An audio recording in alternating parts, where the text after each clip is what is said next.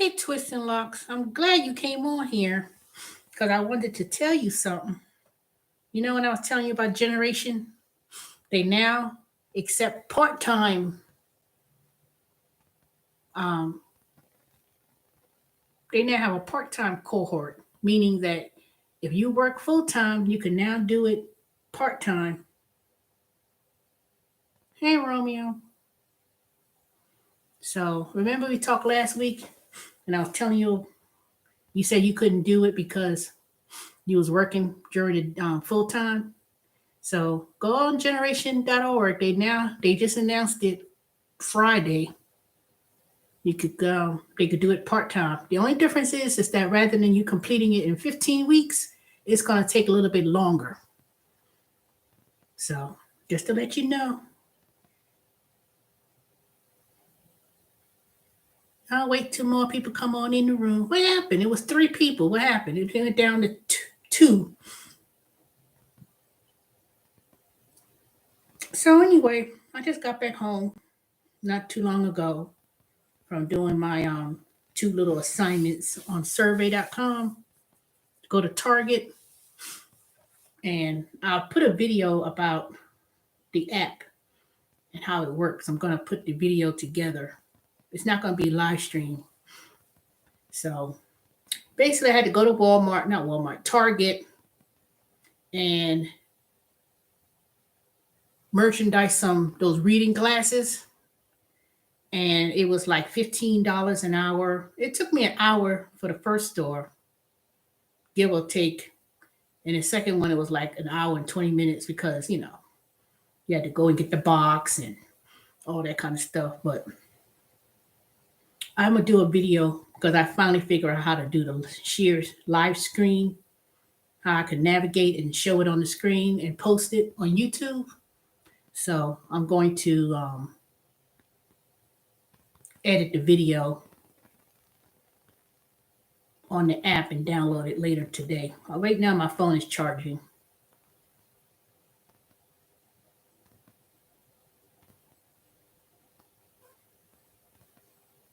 Hey, y'all, three people. Okay, somebody's in and out, so that means somebody's at work and can't, and they're losing signal. But anyway, let me start. Maybe y'all come on as I talk.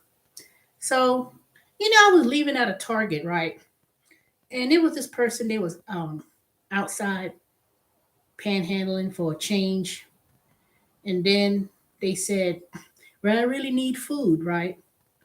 So there was a Kroger across the parking lot.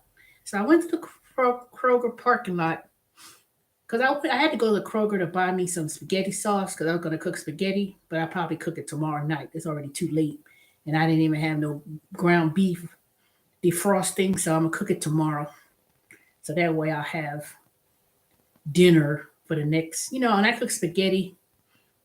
I do tend to cook um, a substantial amount. So I'm going to buy me some mushrooms tomorrow. I'm going to go to farmer's market tomorrow afternoon and buy me some mushrooms. I like to buy fresh mushrooms so I could, chop them up and I make it in the spaghetti sauce because, you have to stretch the meat. They already said prices of beef and pork is going up in price. And man, these prices of these groceries are going up and up every day. So I try to create my little stockpile, and luckily um, I do have substantial amount of food in my pantry, and I got some meats in the freezer. And since it's only me, I really don't need to make a big pot of anything. But if I do make meals, I have to be able to make meals that's going to last me for um, 2-3 days because I don't cook every day. Now I may cook breakfast, every day to some extent, but in terms of like cooking dinner and all that stuff, I know I don't do that. If I eat anything, I'll eat either. If I was to eat something where I'll have to cook, I'll make me like a hot dog or a sausage hot dog, or a smoked sausage dog, or a peanut butter jelly sandwich or something. If I don't really cook, that's what I would do. So anyway, so after that, I went to the Kroger and I went in there. I was like, dang, dang. I was looking at the cold cut meats, and I was like, is anybody here to cut some meat? They was never like, oh, they closed, even though I saw the station was still not put away or nothing. I was like, what? This one lady, she's like, they closed. She probably was the one who worked in that department, but she was busy yapping with somebody. So I was like, how they closed? They didn't even put away the items. So they didn't have no, how they usually cut the meats, weigh it, and then they sell it. They didn't hardly had nothing to choose from. And I like boar's head. And they ain't hardly had no meats cut up, nothing set aside for somebody to pre-cut. It was already cut, and then you just buy it, and they usually tell you, about a pound or whatever. So I was like, what kind of thing is this? So they ain't had nothing to choose from hardly. Not that they didn't have it, it is that there was nobody there to work the counter to cut the meat. And it was not that late. It was only 8 o'clock. So I was like, how they close already? So then I went and walked around. I was like, you know what? I said I would pick up a couple of things. So I bought the spaghetti sauce, and then I was like, what do you buy for someone? Because I figured they didn't probably had no place to live. And so I just got me like something that you don't have to require a can opener. So I bought like lasagna that you could pop open in a can. Hey, side job 305. And um, the little Vienna sausages, the little. So I bought a few of those, and yeah, I didn't buy a whole bunch of groceries because one, I wasn't that close to home, and I said, let me hurry pick up some stuff. So I went back to the Target to see if the person was still out there in the front. So I looked and I said, "Are you the one who was asking for food?" So I told her I only had the few items that I bought some apples too. That's what I did. I bought some apples, Vienna sausage, lasagna in a can that you could, just pop open. And yeah, that was it. Yeah, that's what I bought. So I came there and I gave them the apple, um, fruit, the Vienna sausages, and the lasagna that you could just basically open. And if they, so I just guessed that this is all I had. I didn't really buy a whole bunch of stuff because one, the lines were like, I don't know what the hell, long lines at Kroger, and I had to hurry up because I wanted to make sure I didn't. The person was still there, so she was still there. She says, "Well, at least I have something to eat for tonight." So I gave them the bag, what I had. I figured it would at least something to eat without having to. And I said, "Well, I got I." I was like, "Well, hopefully they'll be able to." Um, I was hoping they could go into the Target and maybe get, they could, use the microwave, or if they go to like, those convenience stores, they got the microwave. Hopefully they'd be able to, that's why I didn't get the one where you have to get a can open. You just pop open the can and they could go to a store, grocery store, gas station. They could use the microwave and just warm it up. You could always eat Vienna sausages. You don't have to warm up Vienna sausages. So I figure that's protein. So I was like, it's gonna be rough, especially when the holidays come. You know how like they have a lot of food drives and food banks. I don't know where they're gonna get a lot of the food items from. And the reason why I say that is because a lot of the supermarkets and stuff they always have like a box where people could buy foods and donate, and they donate it to the local food banks. And if there's a shortage of food that they can't even put on the shelf, because when I was walking through the Kroger, um, I mean, there's certain items they still had on shelves, but it was kind of it wasn't scarce like people buying it up like crazy. And I guess maybe certain things you could probably find that's still on the shelves. You know, like I said, they had plenty of different spaghettis sauces, but some of it was very expensive. I had to buy the cheapest. I had to look for the cheapest spaghetti sauce that I could buy. So I bought 2 jars, Kroger brand, and two in a can. It was 10 for 10. So I was able. It was like $1.50 for the jar. So, and I was using the ones, and but the other brand, Prego, and all the other brands, they wanted like 2.49, 3.89.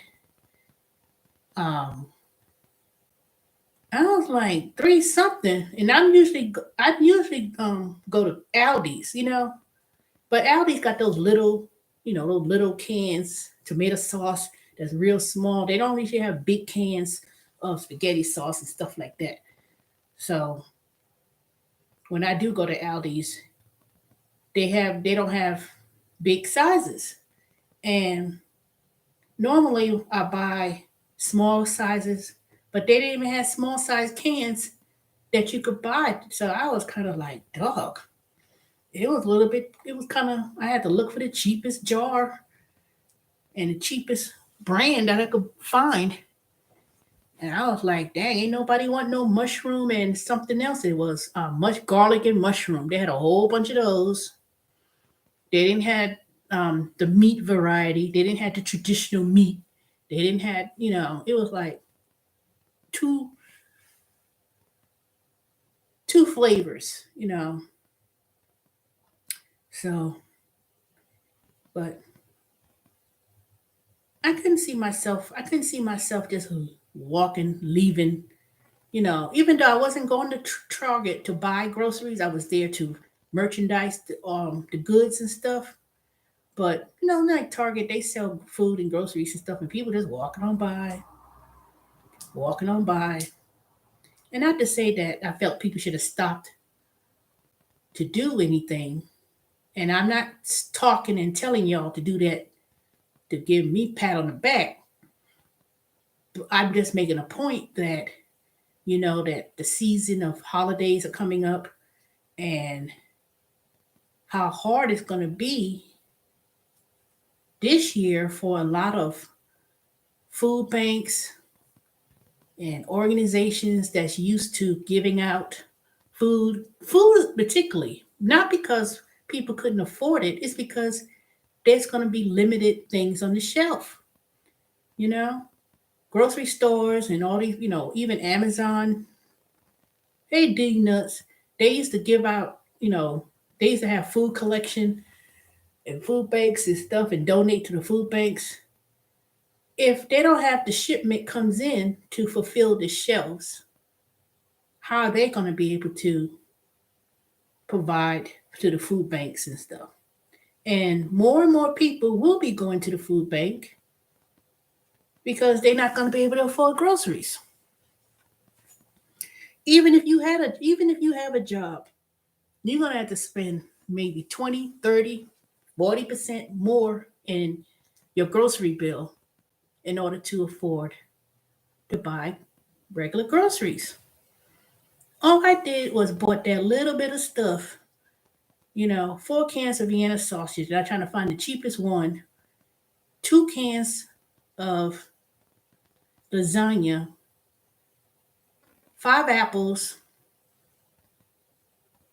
and that was it. That was $14. 5 apples, 4 cans of Vienna sausage, and two cans of 2 cans of lasagna. And I also bought one candy bar. That was 88 cents.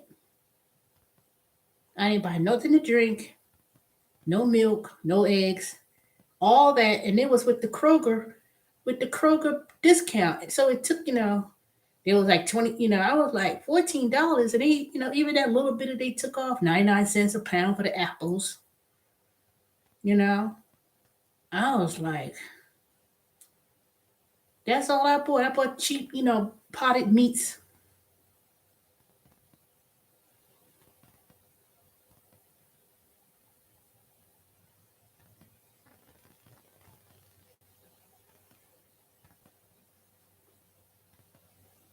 Do you know who you asking someone a question today in Miami? So I don't know. It's gonna be a hard situation when it comes to feeding the homeless, and because every people who go to the food bank are not necessarily homeless people. It's regular folks, regular people with families, single people, all people is gonna be going to the food bank this holiday season. And they say more people go to the food bank than any, especially during the holidays, you know, because some people they just they're not gonna be able to afford basic things, and then the food shortages on top of that with these ports and stuff, and it says it's already gonna be worse. And even when I was going to the store to go back and give the person the little bit of food that I could provide, um, I had to think about how they're going to be able to warm it up. Hopefully, like I said, you try to get things, non-perishable things. Well, not non-perishable things that someone could eat without having to cook it or whatever. So that's the one thing I thought about. So, but it's gonna be a very it's gonna be a very interesting season coming up. So,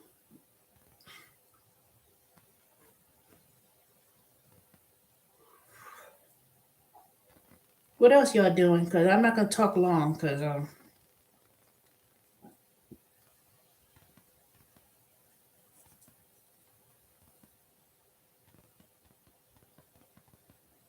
and give me a thumbs up, and please like, comment, and subscribe.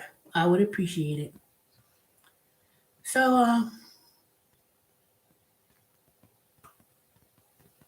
it's getting very interesting.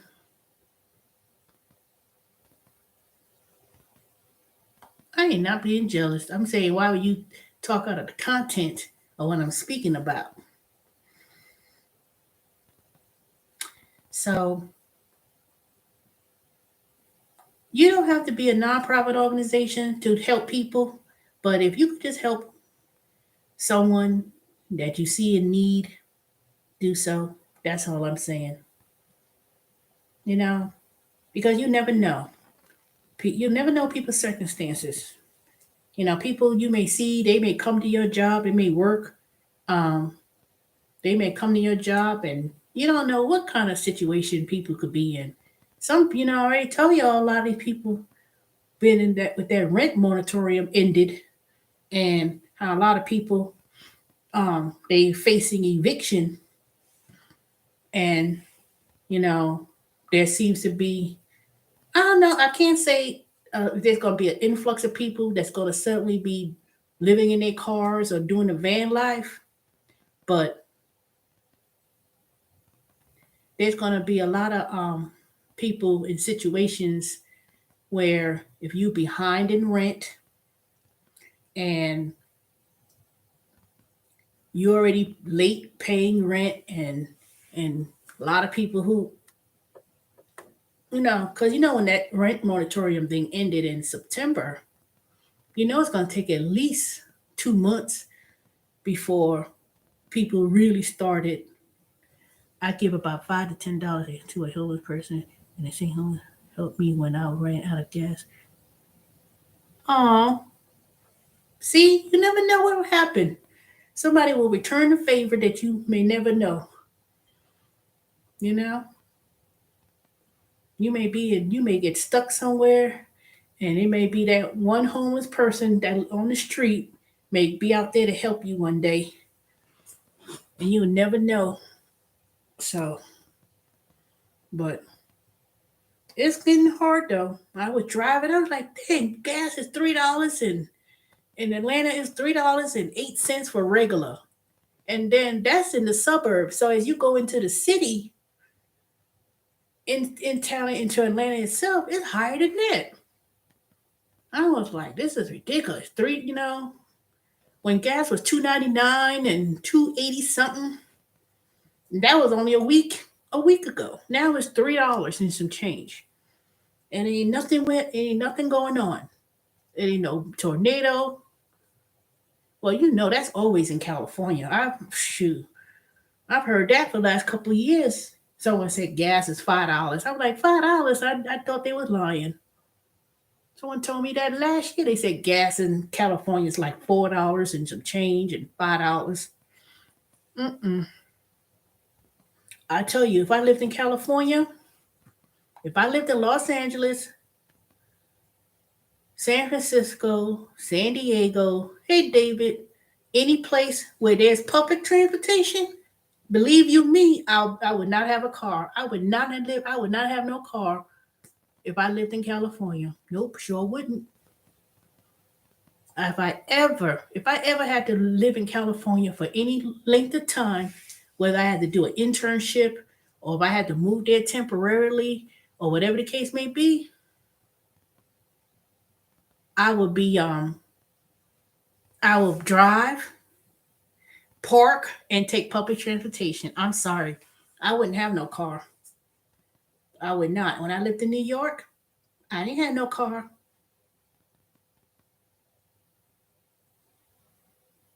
Well, there's a whole big difference between, I could understand, I could see it being that price. That ain't shocking. I'm saying, I know I would not pay $4 or $5 for no gas. If you live in a major city that has public transportation, you don't need to have no car. I don't see the reason. I wouldn't take no Uber and Lyft either. I would not have no car. I would take public transportation. I'm sorry. I'm so glad that I'd work up the street and I could literally, I had to buy gas. Sure, ain't nothing wrong with walking. Walking ain't kill nobody.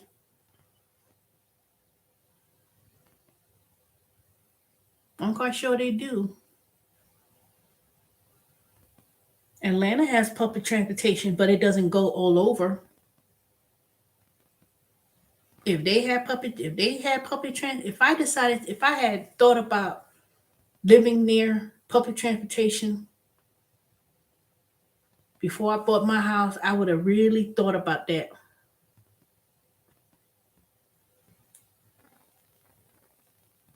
Living near public transportation in Atlanta is a premium now, especially if you live near a train rail. Any place where there's a train rail and stuff is now premium. Yeah, Marta. It's now premium places to live.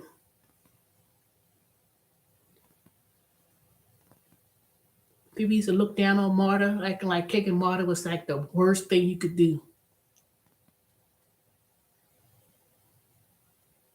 Only thing I don't like about Marta is at night, is late at night when the service may not be as um, frequent. But that's any place really. They do that in New York because they maintain the trains and the tracks at nighttime, so they don't run. They don't be running like that. But ain't nothing wrong with taking no public transportation. They supposed to vote on having public transportation here in Gwinnett County, in certain places, and people trying to oppose it. They didn't want public transportation and stuff. I say y'all crazy. They have different regional transit lines like Gwinnett County, Cobb County. You know, they have regional buses and stuff, but they don't have no train. The closest train from me is maybe five. I want to say it might be 5 miles, 7 miles, but you have to walk. But they're gonna have to do something a little bit more better, you know. There ain't nothing wrong with public transportation.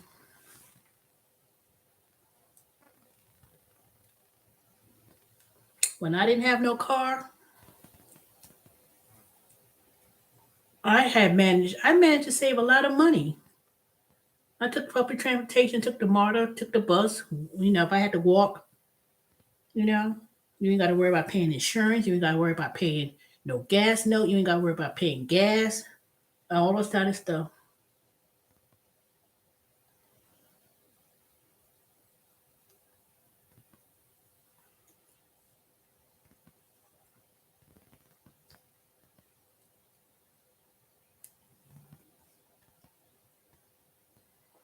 But anyway, I don't want to get off topic. So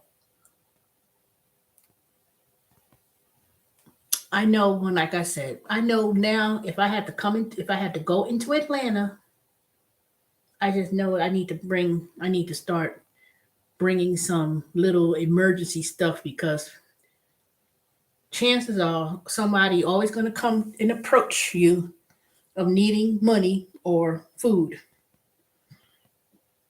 And even though, I don't carry cash on me, I do have little change and loose change here and there. But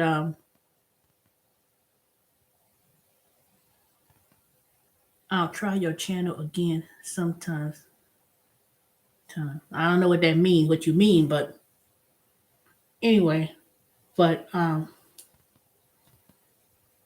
don't know. I'm just gonna have to start. It's like you try to give people, you don't nobody really carries cash like that. You may have loose little change here and there, and but what can people really do with the little bit of change you give them? Unless somebody so happen to um accumulate a lot of money, which I've seen. Like when I go to the Kroger up the street from my house, it used to be this man. He used to play. And there was a couple of people I've seen throughout Atlanta. They would play the violin, and they'd be in the parking lot playing the violin on some instrument, and people would stop by to listen, and they'd drop a couple dollars, change, loose coins here and there. Um, and some people manage to make a few bucks. I don't know because they followed one person one time on the news. He was panhandling, and then this person um, took off that little raggy shirt and stuff they had on, and they had jumped into a very expensive car, and they lived in like a $500,000 home. They followed them. I don't know what made them do that. What made them follow the person? But some people they don't even need the money, and they be doing panhandling, and they be getting like hundreds and hundreds of dollars a day. And I don't know. I mean, I saw that one time they showed it on the news. I don't know what the reasoning was or why people do that, why some people do that, but sometimes I be questioning or wondering, especially when there be certain areas like I was in Alpharetta, and I was like, this person was on the street panhandling. I was like, first of all, how did you get over here? There's no bus, there's no train. It was in a very exclusive type of neighborhood, and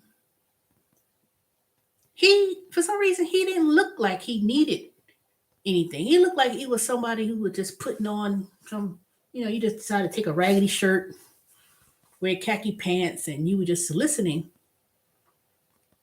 And maybe that's what the news was trying to make a point, that some people really impersonate, and they do that all day for whatever reason, and and they come out making tons of cash, and then they live in a very expensive home, or they got money, they drive off in expensive cars. Um, I've heard that. Hey, Colas, I've heard that a few times. People have done that, you know.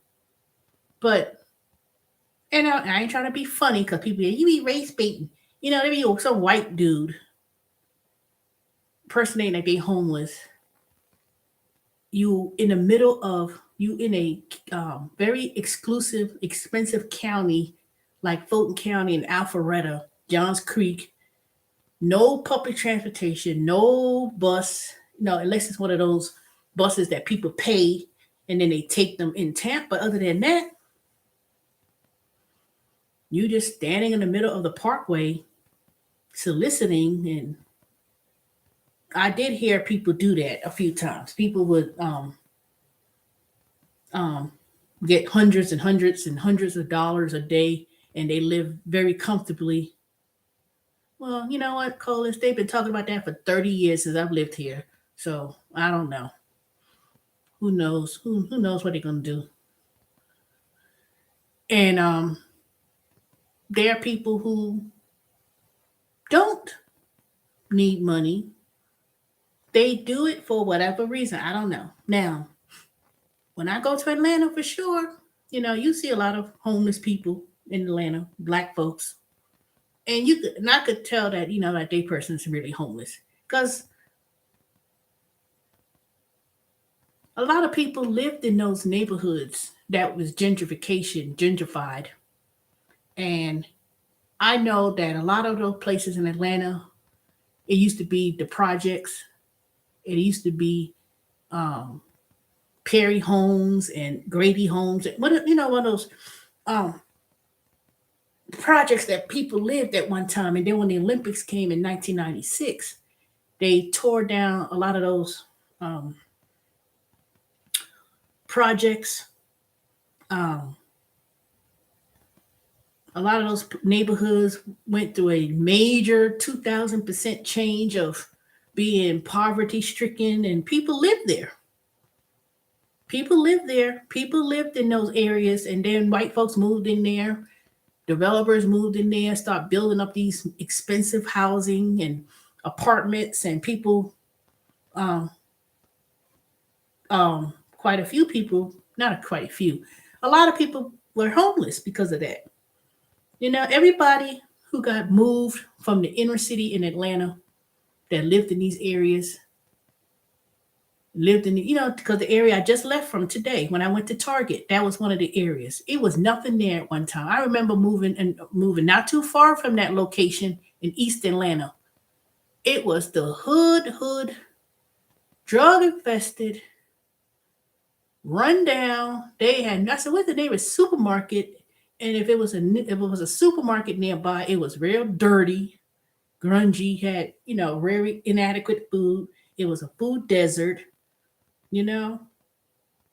And then when that area changed in that 20 years or so, I was like, what? They got a brand new they cleaned up that area, built up these expensive housing and apartments and all these other things, and they still have their rough spots. Do tell. They do still have a few rough spots here and there, but um a lot of those people who live, especially if they managed to live there and they still live there. I don't know how they didn't tear down those houses. They tore down every single house, but the majority was torn down. So a lot of people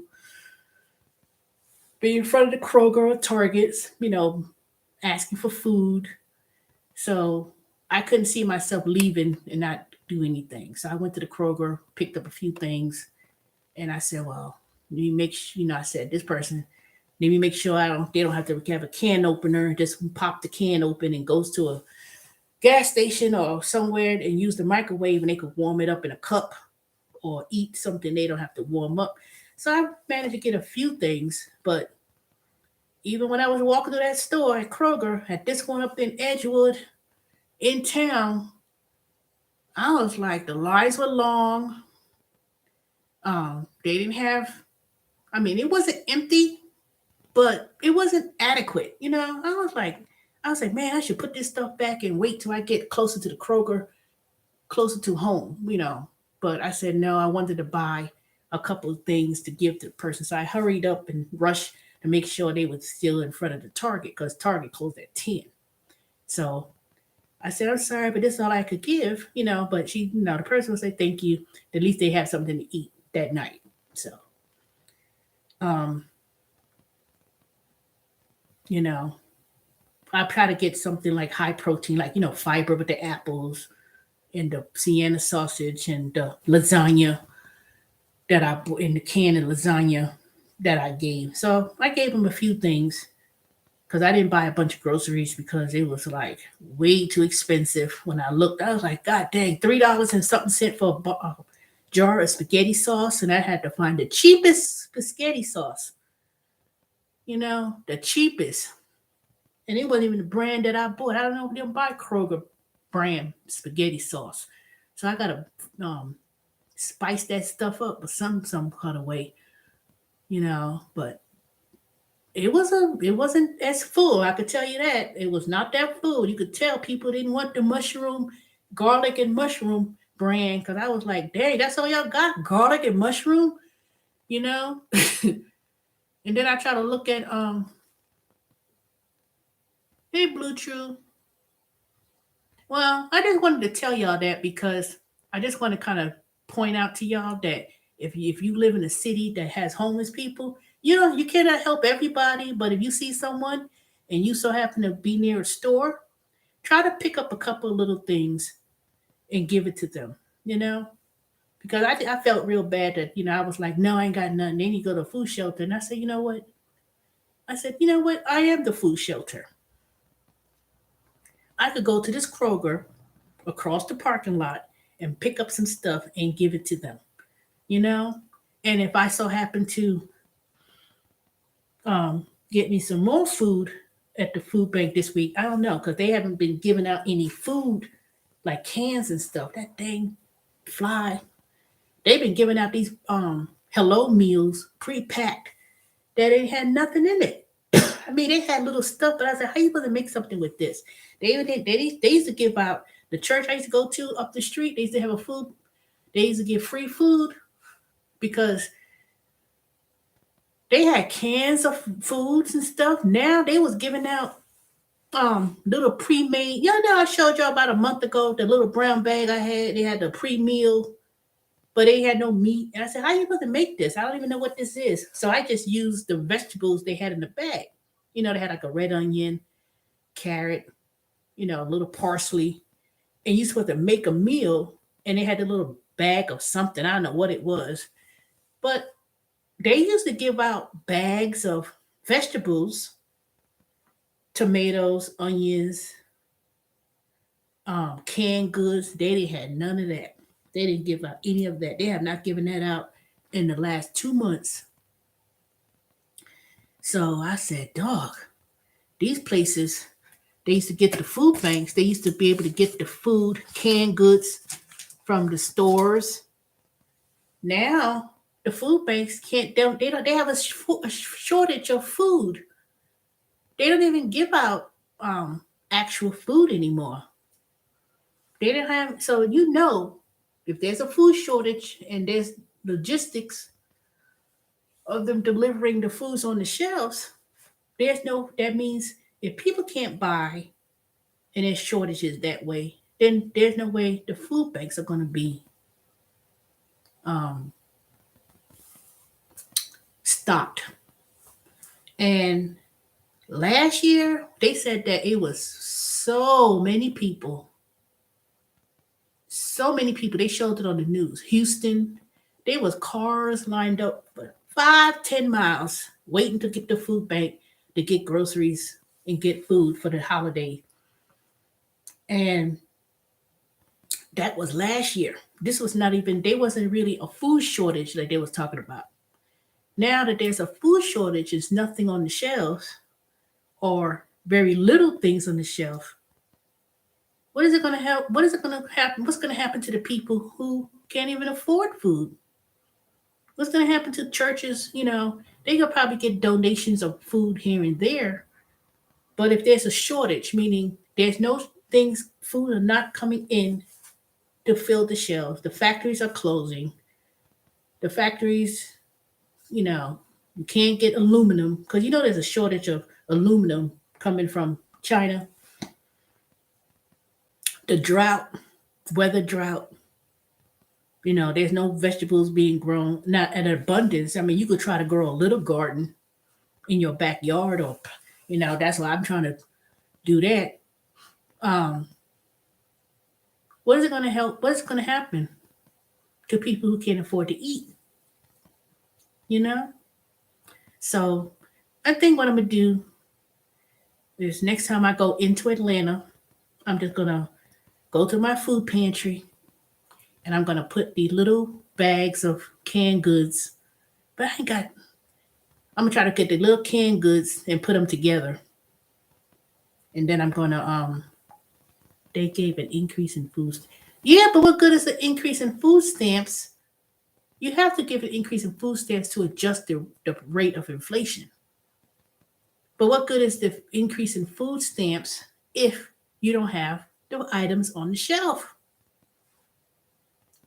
They already have limits. They already said, they just said today, before I got home, I was watching somebody else's video. They were talking about there was gonna be everything shortage. They said everything shortage. Some things are not even gonna be replaced on the shelf. You know? See, a lot of people they weren't buying no canned vegetables and stuff like that. But now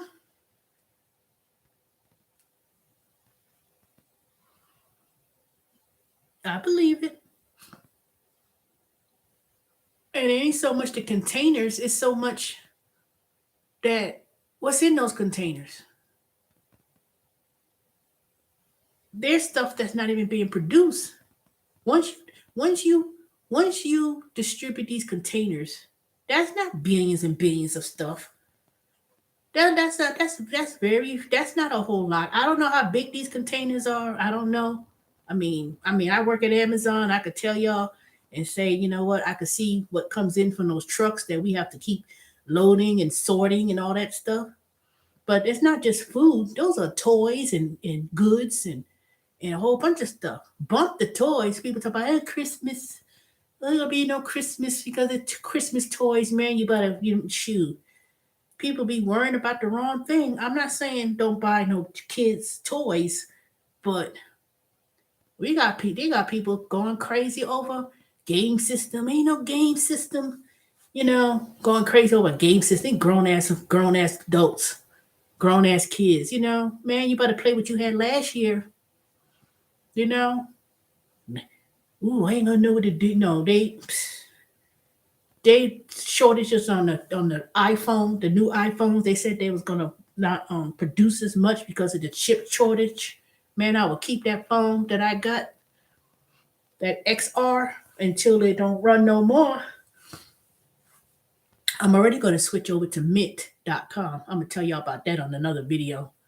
It's a I'm I finally paid off the last payment on this stupid phone with Sprint, which is now T-Mobile, and my bill was like 80 something dollars a month.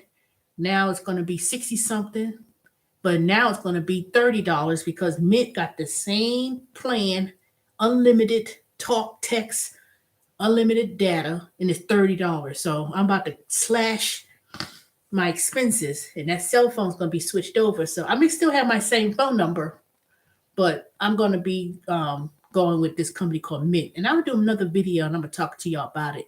So y'all could click on the link if y'all decide y'all want to. They have the plan is $15, $20, and $30. And you could keep your phone and you keep your phone number. And Mint actually works on the T-Mobile network. So it's the same thing, but you're just using a company because they don't have stores, they don't have advertisements. So you're not paying all of that. Well, go ahead and change over because I'm gonna change mine tomorrow, and you just need to look up. Let me see. Hold on a second. Let me look at something real quick.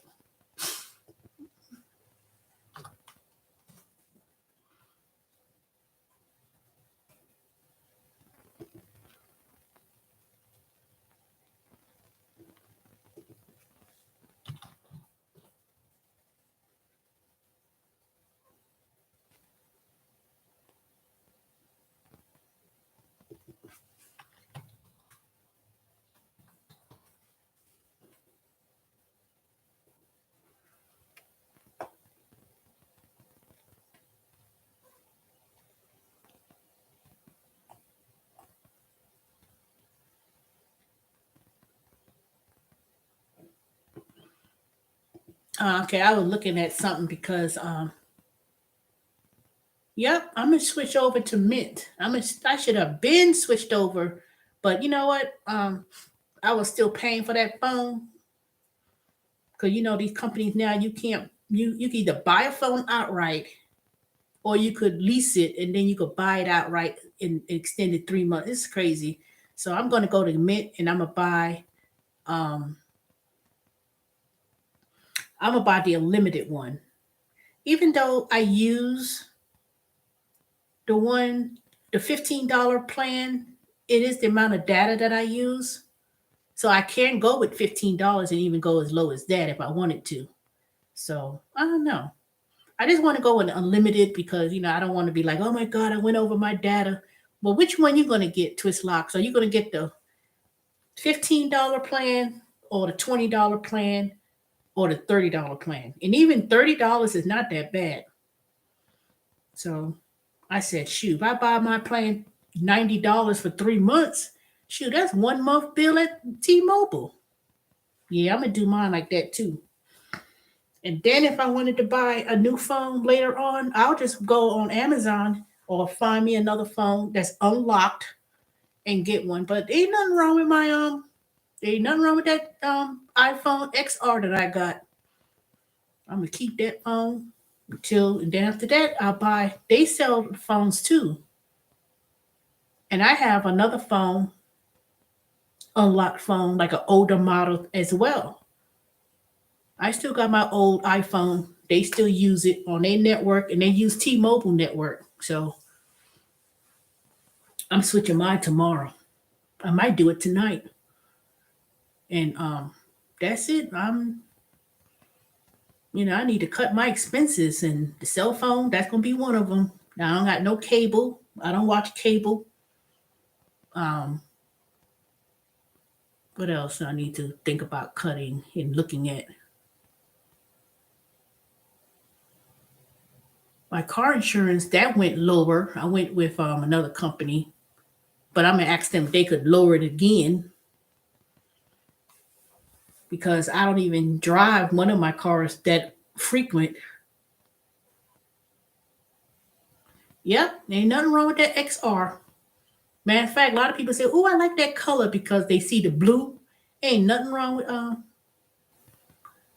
due to high gas prices. No, I'm not really changing because of high gas prices. I'm changing over because I need to cut my expenses and a cell phone with see, I heard about mint.com for the longest, but I never looked into it until I said, let me see what Mint got going on. And when I saw it, I was like, what? It was this other white lady called Prepper Princess. She's real cheap. She said she's 30 something years old, but she looks like she's older.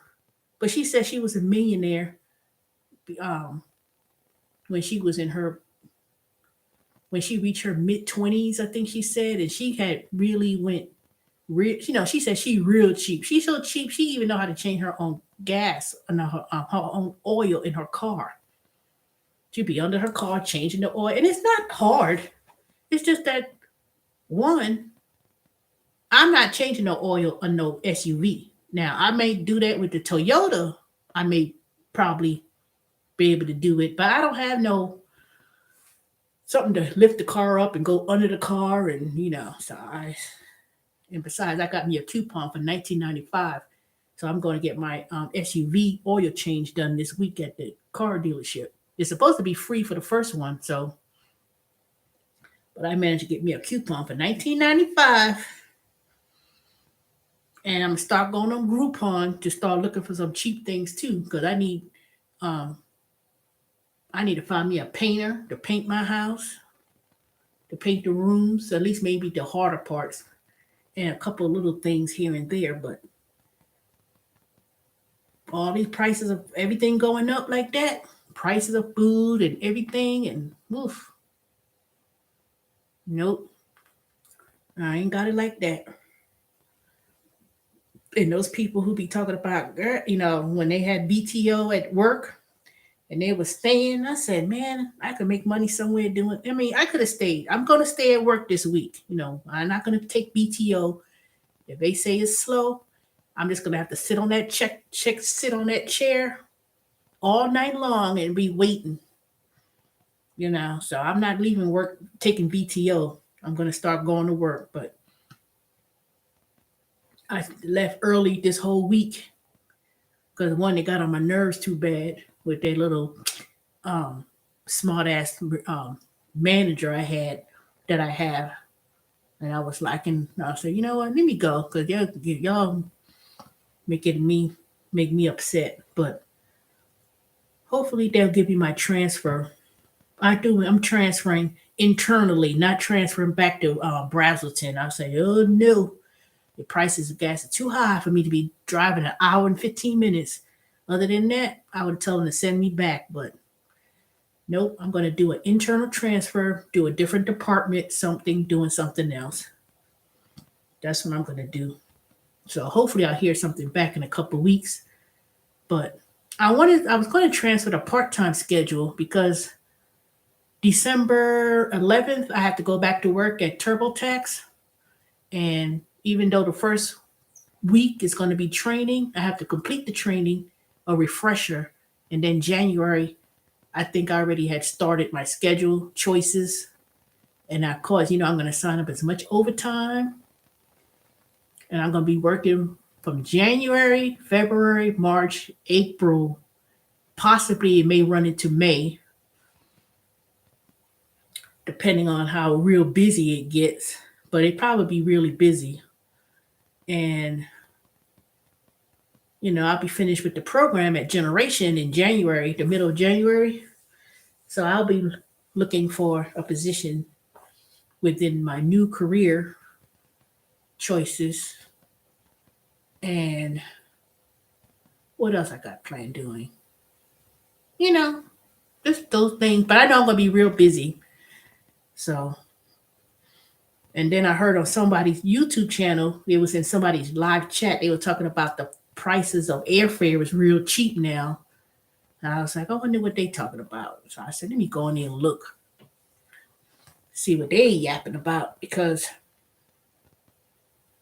I don't know how it's going to be cheap because Southwest Airlines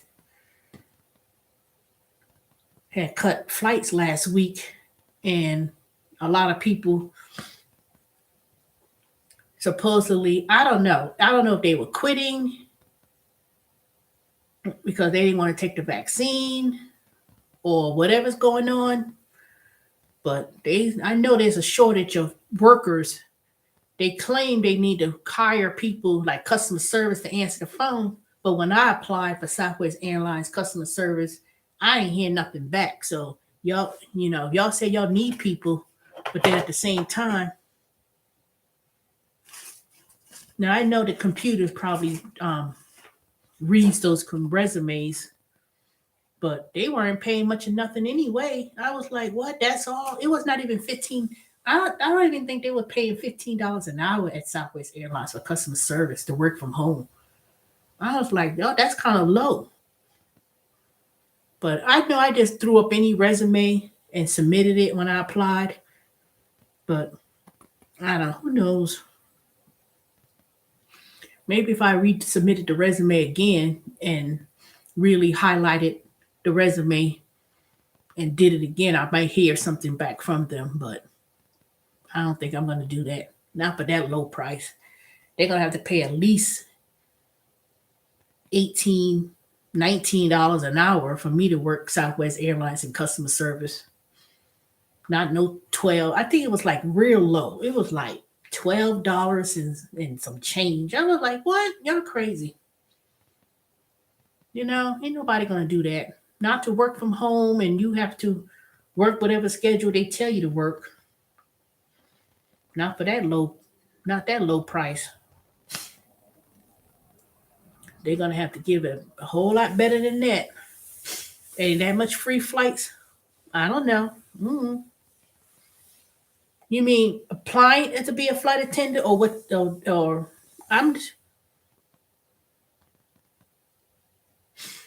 They ain't cursing me out because see, people can't do that on those flights. If you act up a fool, all you gotta do is call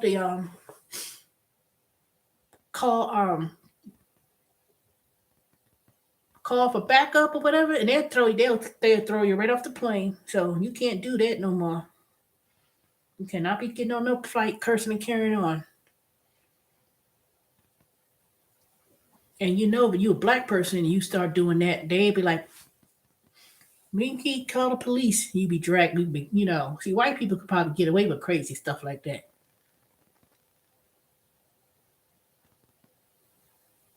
Yeah, I've heard they were doing that.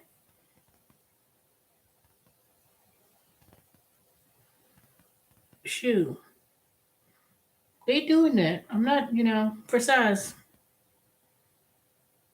And these flight attendants has been rude anyway. I went on that last flight on Southwest Airlines. Some of them they were not good. Say, all right, now you're gonna throw the paper on the if you drop the cup on the floor, go and pick it up. And I was like, what the hell? What the hell are you supposed to be doing? If you give out the cup and the cup fall on the floor, they were telling you to pick it up. You got to clean up. Ain't nobody gonna purposely drop peanut on the floor and drop a cup and all that kind of stuff. But shoot, that's how they were. When I went that last flight on Southwest to New Orleans, was it going back home or was it going there? It might have been going back home after 12 hours. And then you're going to talk about, all right, now, if you drive on the floor, this old black man, he was one of the flight attendants. I was like, I thought they had to be a certain age to only be on a flight attendant. Shoot. Mm-mm. You're rude people. And then when I was going there, I asked one of the guys, I said, can I get a cup of water? Because I wasn't feeling well. Man, you have to wait but he just gave a water to someone in front of me. I was like, didn't I just see you give somebody something to drink? I didn't say nothing. I'm thinking in my mind, you say, you know what? They are not courteous. Let me tell you, I said, these people, one point when I used to take flights and airlines and stuff, they used to be real courteous and stuff. Now, they act the damn fucking fool. They act like ain't nobody. If you didn't want your job, don't come back. You shouldn't have came back. You should have retired. They be talking all kind of crazy. It's like you go to McDonald's, you go to fast food places. Chick-fil-A, the only one that really don't give you that um attitude. But some people at Chick-fil-A, they give you that they mean nasty. Not mean nasty, nice nasty or something. However they go. They could be some of them could be rude, but they nice in a way, but they rude at the same time. Passive aggressive. Sometimes you could pick that up from Chick-fil-A. It may, but not on a regular basis. They not really whatever at Chick-fil-A. You may get one person that be trying to be, man, what you want? But trust and believe, you act like that. I'm saying, where's the manager? You need to talk to so and so. Ashley, Ashley, and Ashley ain't working there no more because I ain't seen that bitch. But so many people be high school, get a little nasty attitude. I sure did call customer service. They don't tolerate no crap like that. But see, some of these, but other than that, in a general sense, a lot of these service places been real nasty.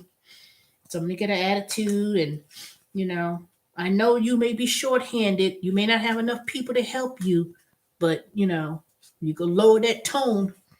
All I asked for, I said, make sure the fries are hot, or make sure the food is hot before you give it to me. That way you ain't gotta waste your time having to throw it out and wait. So just, I'll wait till you make it shoe. But mm-mm. That's why you ain't got no workers. That ain't the main reason why a lot of people don't want to work there. But ain't nobody forced nobody to take no job. And if you took it,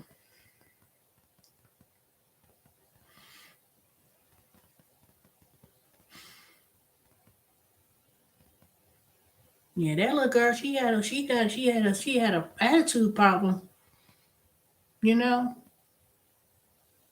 I'm sitting here on the phone talking to you like, what you want? Bitch, you don't get the hell out of my face. That's what you better do. I'm talking on the phone and you sit back, me. I'm like, I know this bitch ain't got nothing to say.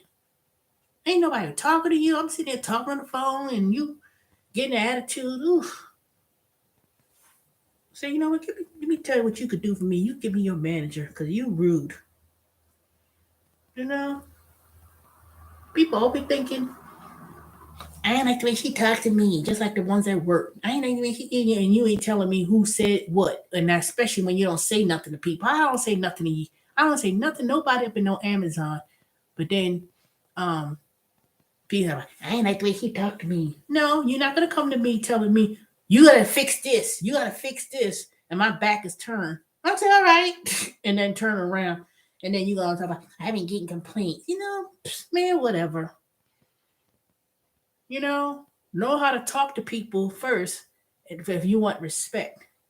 You're not going to talk to me all just talking and think I'm supposed to sit there and respond to you and then you need to do something about this. No, you need to walk off. Now who you talking to? People think they give them a little jacket, a little yellow orange jacket that says leadership. They act like they could talk to people crazy and then when you respond back, I don't like the way he talked to me. What did you say? Because I don't say nothing. There's nothing to say. You come to work, you clock in, you stand there, they give you these station numbers, and then I found out that the guy who be giving station numbers, he be giving people, they let them choose, let me get this station. You still choosing your station where you work at anyway, so what's the point? I said, how do these people get the same station every day, working at the same spot every day? Then I when I came a little bit early and saw that's what they were doing. Oh, let me get number such and such. They already got the station. They tell them what number they want to do and what they want to work at, and they go there. What's the point of giving out if you're gonna ask for your station and work the same spot every day, day after day after day? So I said, you know what? This is so stupid. That is the most stupidest thing. And I was like, that's why I didn't work this whole week. That's why I took BTO because they were doing a little bit too much. And I'm walking around the whole place just to turn around. I said, wait a minute. The station was right there all along. I could have just went the opposite way. And then someone said, so and so, they want you need to go with the manager, who my manager is on her floor. No, I said they already gave me a ticket. I'm not going to be looking for this person. I'm not going to go to that floor, you know, and see where she at. I went up there.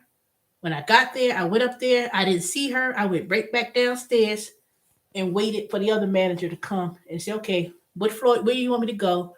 And I stood there and they had no work and people standing around. I could have sat there. I could have stayed this whole week and sat there all day doing nothing. Or when they do give you work, hurry up and do it. Then you able to sit down. But, you know, I said, let me go and get my rest. I went home, practiced my coding, studied my lessons, you know.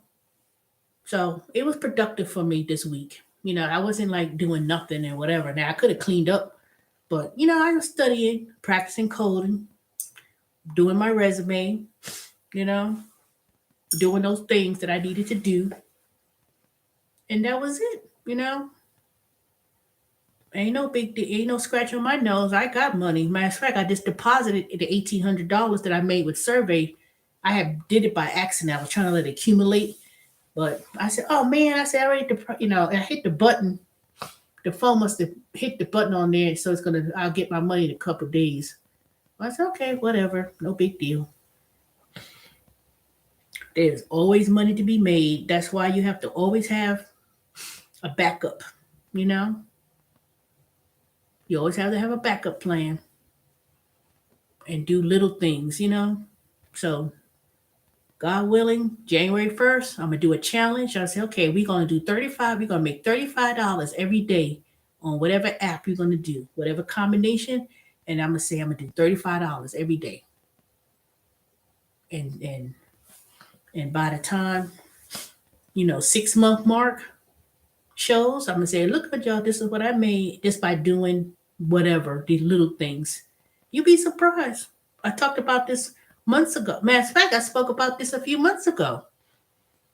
I said, if you do $35 and you do it, money challenge by doing whatever, you know. And it's more than one app that you could do things on. There are several apps, but you don't hear too many people talk about it, you know, because a lot of people hung up on doing the Grubhub and Uber Eats and DoorDash and all those other apps, and they try to make their money in those traditional type of apps. But there's nothing wrong with it. It's just that, you know, people try to go for the home run and look for big assignments. I mean, I could have easily gotten a lot of these reset jobs.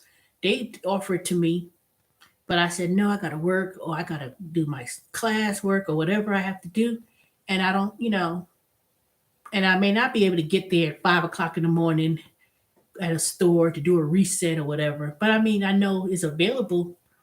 And I keep forgetting. I'm actually an employee for ACM, which is another company that I was subcontracting with them at first, and then they switched over as employees. So I do. They don't pay enough for me. Uber, DoorDash. That's you. That's right. I mean, when you think about it, doing Uber, DoorDash, Instacart, or whatever, see, you have to drive to. You have to, first of all, you have to wait. Then you have to pick up whomever, and then you pick them up. And then you drive, and see, you have a lot of dead time, and you spending a lot of money in gas, and you may have to travel um, some distances just to make a certain amount of money for food, for instance. Like it may be $7 and some change, but then you driving to the place and waiting in line, driving to deliver the food and hope that you may get a tip. And you may be doing that for an hour to make $7 and some change and hope that they give you a tip, and then you don't. See, when I did it 5 years, it's been 5 years now. When I did it, it was you had to know how to be efficient. See, they didn't have all these suburbs and fast food places doing food deliveries. You had to go in Atlanta, you had to go to Midtown, Buckhead, and that centralized inner city, Virginia Highlands, and it was all those restaurants that was all right next to each other, and people who ordered food lived within 2-3 miles. And I was able to do 3 deliveries an hour, averaging $25-$30 an hour, not driving a whole lot of miles, not driving all over the place. And I was able to make my money like that. You was going to you knew where the hot spots were, the Noodle House up in Decatur, you know, those restaurants in Virginia Highlands, um, the wing places. It was all right there. So you wasn't really going all over the place. And they paid more. They used to pay way more. So after 4 years going on, but after 4 years of doing that, I think I did it for 3, 4 years between all the different apps, food delivery apps, and Deliv, and doing groceries and picking up packages. After a while, it was like way putting way too much money in gas. And I could work an 8-hour day on a Saturday and a Sunday and make $200. Not a weekend, not 100. Not I'm talking about $200. Not every day, but it would be like 125, 150. On a slow, whatever. If it was really really busy, I could probably make. I probably made 150. If I really wanted to be lazy and um and do, let's say I did Grubhub and I do it for 4 hours, and I said, you know what, I'm just gonna do the dinner rush. I would make a little bit over $100 in 4 hours. If I wanted to do all day, when I say all day, I'm talking about like 11ish to 8, 9. Then it'll be over 200. It'll be about 200. Now you can't do that. You cannot make that doing that and doing it in less miles and being efficient. And that's not even counting. I would only calculate that with one app. Now, if I was doing Uber Eats and Grubhub and I split my time, or I say, you know what, who's busy, you know, I'll do whoever's the busiest, and then I'll do some. I say, okay, it's slowing down. I know this area is going to be mostly Grubhub, or this area is going to mostly be Uber Eats. It depends where I was, So if I, that was when it was efficient back in the day. The rates were good. You weren't going to Chick-fil-A to pick up no food. You weren't going to nasty yuck yuck burgers, Burger King. When I started having to go to Burger King and these fast food places, and I don't think I even was doing it. Like, I was not even doing the fast food route at that time. It started to go to fast food. See, I didn't mind doing McDonald's with Uber Eats because it would be, I knew that going to McDonald's, I wasn't standing no long ass drive through wrapped around the building. I knew that it was less than a mile to go to McDonald's and deliver it. And mostly time I would do it closer to home. So I said, oh, it's gonna be McDonald's. And if it's late at night, if it was late at night, like past 11 o'clock, most of the restaurants were closed. The only place that was open was McDonald's. I said, shoot, I'd go to McDonald's 5, 6, 7 times and be boop, boop, boop, boop, boop, back, forth, back, forth. And that was it, you know? And I used to get tips at night. I knew where I was. I knew most of the time I would get two, three, $4, $5 tips. And that's how I did it. I did that with every company that I worked for. Zifty, Group, Grubhub, DoorDash. I did Postmates for a week, Instacart, and all those things. Even Domino's. I was killing it with Domino's. I saw the manager last night. He worked at Amazon. I'm walking up there to get my little free T-shirt and stuff. He walked some little. And I looked and said, "Hey, what you doing here?" He was working at Amazon for 7 months. He got fired.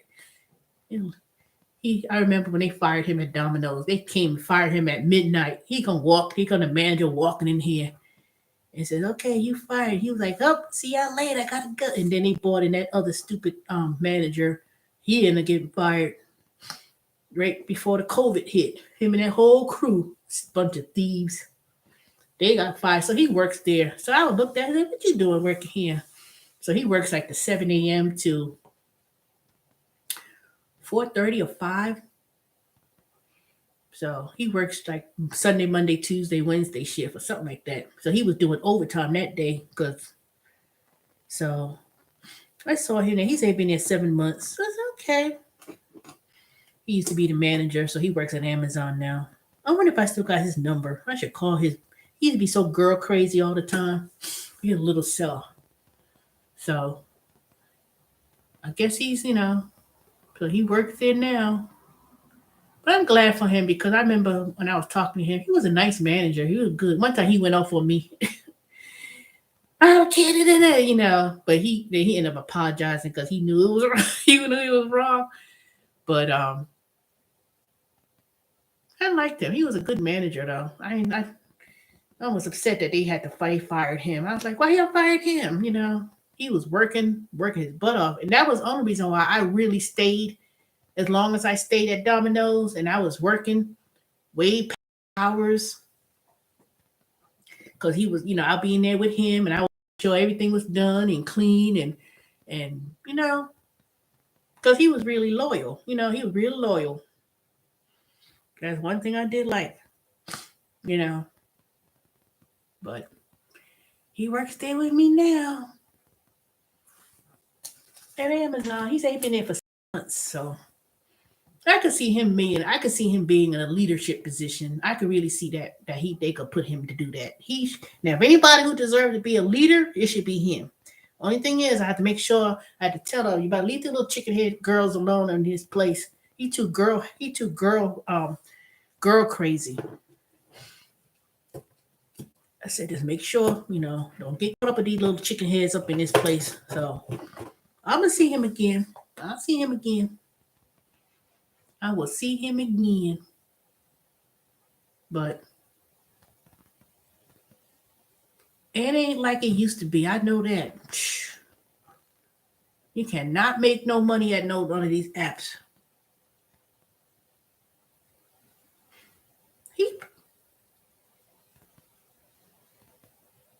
He probably, I don't know. I think it's any woman in general, but he probably go to young girls.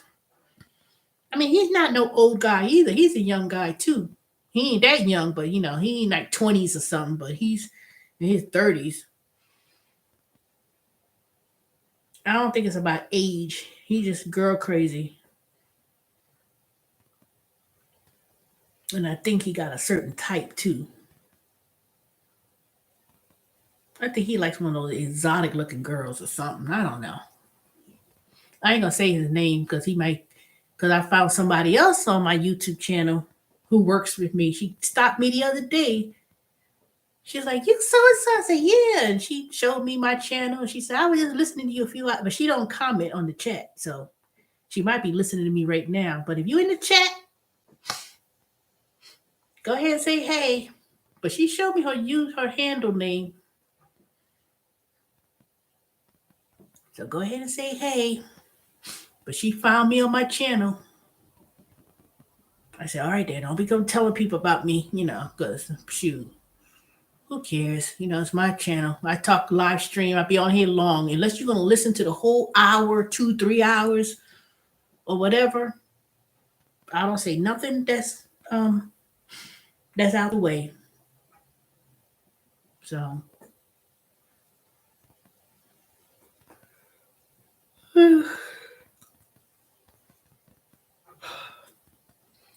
but I hope y'all got your pantries and stuff in order, food in order, because I'm gonna let me see. Do I need to go to the grocery store this week? I don't really need to go to the grocery store this week, but I think I'm gonna go to Nam Van. I'm gonna buy me I need to buy me some of those meats. Y'all know those meats I was showing y'all when I went there? It's really inexpensive. I want to buy me a butt roast. I want to buy and that's I hope it's still big, huge $20 because I want to buy that. Well, you better come on, Colas. If you want to buy, I'll take you over there and show you the meats. Cause I'm gonna go there this week. I'm gonna buy me a butt roast. You know how people make those pulled meat sandwiches? You could roast. I'm gonna buy one of those. So I could I don't know if I'll take it with me to South Carolina.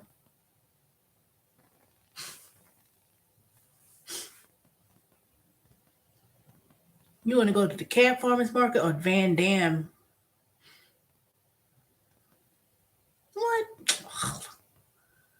Well, I can understand. Oh, goodness, my toe. I'm not gonna be trying to eat as much anymore anyway, because they already said pork prices going up. It's already been up, but it says higher now. So I will be cutting back on the meats myself. But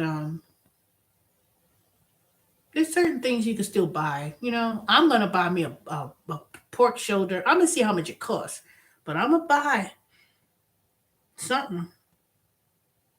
I ain't gotta eat it right away. Especially if I buy that butt pork roast. You could like the holiday. I could. Okay, you see. Dorian, you've been wanting me to do a cooking video. I'm gonna do when I buy that butt roast. I'm gonna buy it, and I'm gonna I should smoke it on a grill and let it smoke, and then pull it and do pull meat. It's really, really good. I remember my father used to make that all the time, and I keep forgetting about it. That's what I'm saying. You go to those ethnic supermarkets, the holla meat. I said, why is this holla meat? But you'll be surprised. See, you go to those ethnic stores or those international farming markets and stuff like that. It won't be as expensive. But see, a lot of people don't eat all the different kinds of meats. I mean, how many times I'm gonna make chicken? How many times I'm gonna make chicken? I mean, I got me some chicken quarters. I bought 20-pound chicken quarters. I could bake that. That's a good. I still got me a few, maybe about two whole chickens. Um, mm, Tomorrow when I cook spaghetti, I'm gonna use the third block of my ground beef. That gonna be. I bought that three 3 pounds. It was the grass fed ground beef. I have that in the refrigerator to defrost for tomorrow. But I'm gonna stretch that because I'm gonna go to the farmers market and buy me some mushrooms, and I'm gonna chop that up because mushrooms, it could be a substitution for not having to eat meat. Or if you have meat, if you want to eat a little bit of meat, you could put mushrooms, and it expands your meals, and it makes you get more fiber and more healthier. You won't. I don't eat a lot of when I cook spaghetti. I don't eat a lot of meat. I don't make meatballs and stuff like I used to, and you know, I make small little meatballs, but I'm gonna be it's gonna be have very little meat, but it's gonna have a lot of mushrooms and green vegetables when I cook it together and make the sauce. So it gives me I'll be able to eat more vegetables. The spaghetti sauce is already vegetables because I think one of them was mushrooms and garlic. And it actually, when I looked at the ingredients, it actually is garlic and mushrooms in the jar. But I want to buy me some more because I may be eating that for 3 days: Monday, Tuesday, Wednesday. It might stretch to Thursday. But I didn't buy a big jar of spaghetti. So, yeah, you could eat mushrooms in place of meat. You don't have to eat meat if you make spaghetti. You can make lasagna or spaghetti sauce meal with no meat. You just put mushrooms in it. And you could cook it right in the sauce, saute it, put it right in the sauce.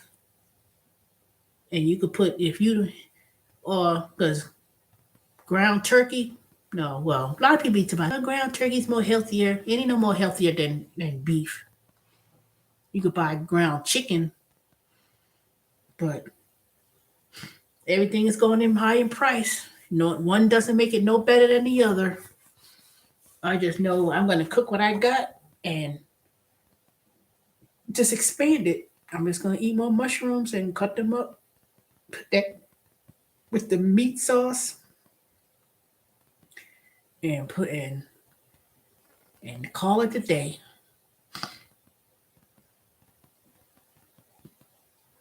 I might eventually start um I'm gonna stop eating meat myself all the time. But I'm not gonna say I'm not gonna eat meat no more. That ain't gonna happen.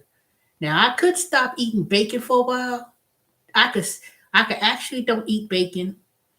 I don't have to necessarily eat smoked sausage. Now I did buy that big thing of hot dogs, so I will be eating those hot dogs.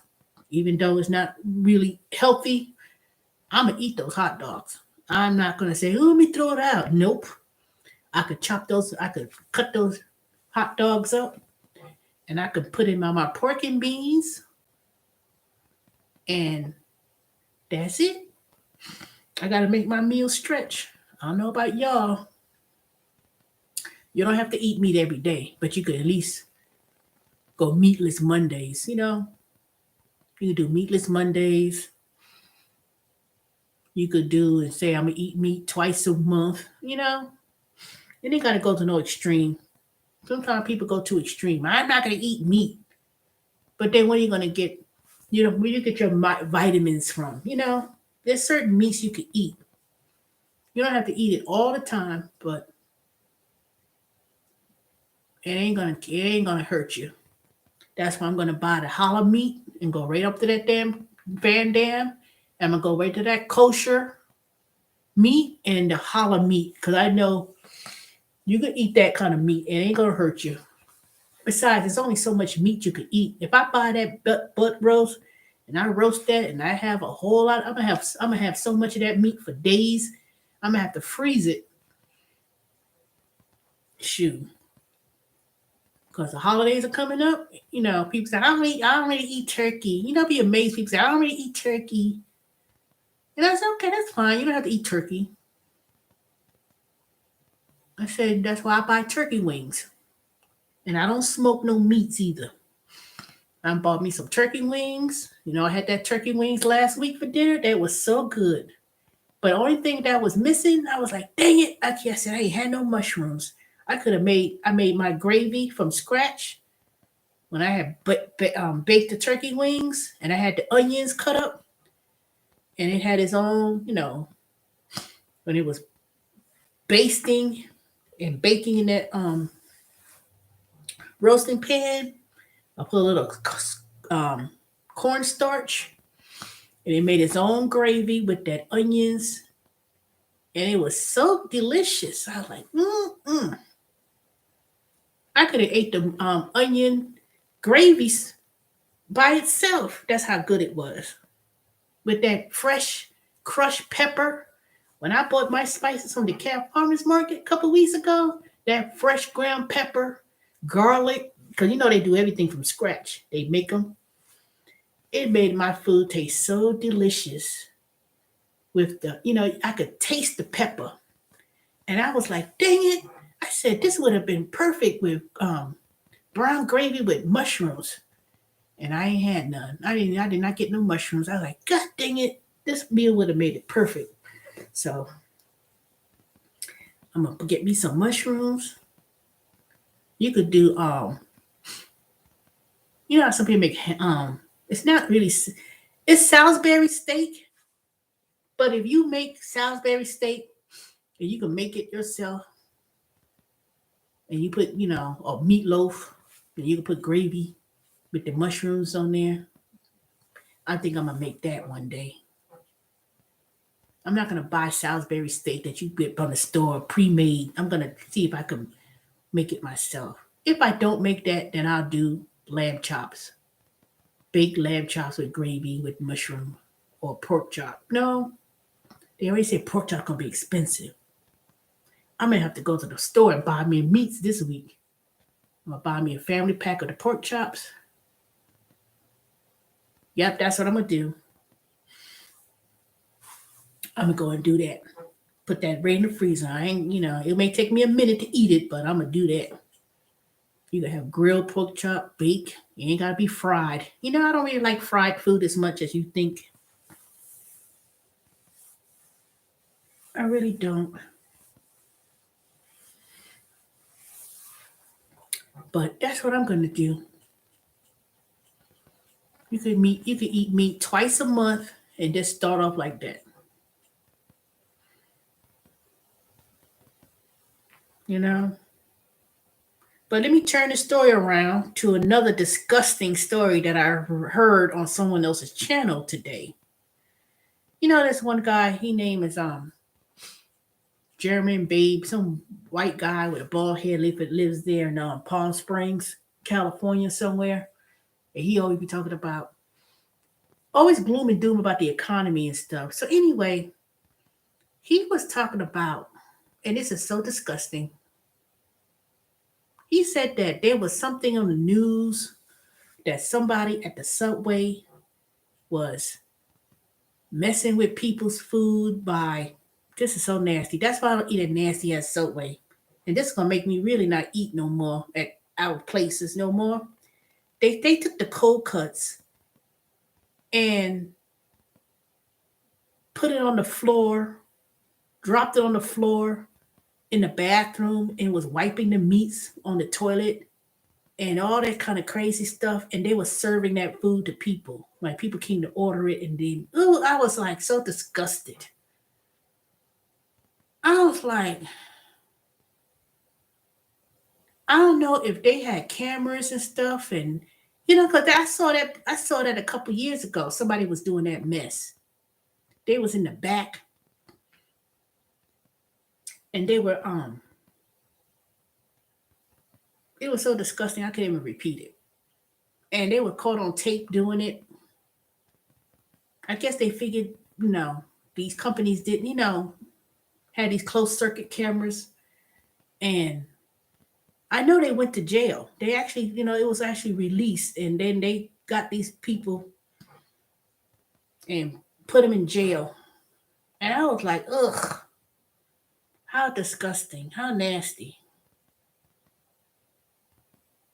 So when I saw that, I said, nope, nope, nope, never. I have never ate at no Subway in years. And even then, it was a certain point where Subway had like a funny taste to their meats. I was like, let me see what it look like. And then if it's something that it don't look right to me, and I said, nope, I don't want that. Never mind. Nope. What else you got? Let me see the tuna. And it has to, and I look, but when I heard that last night, when I looked at someone's YouTube video, I was like, mm-mm.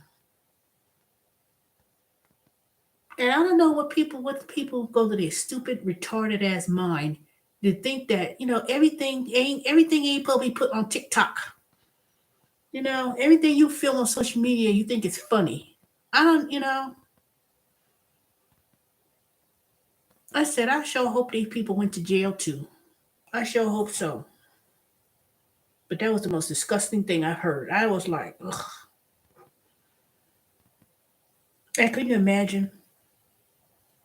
See, that's how people be getting food poisoning. When people get food poisoning, they be like, really, like, what did you eat? And they got, they be getting it real, real. It's because people be doing some mess like that.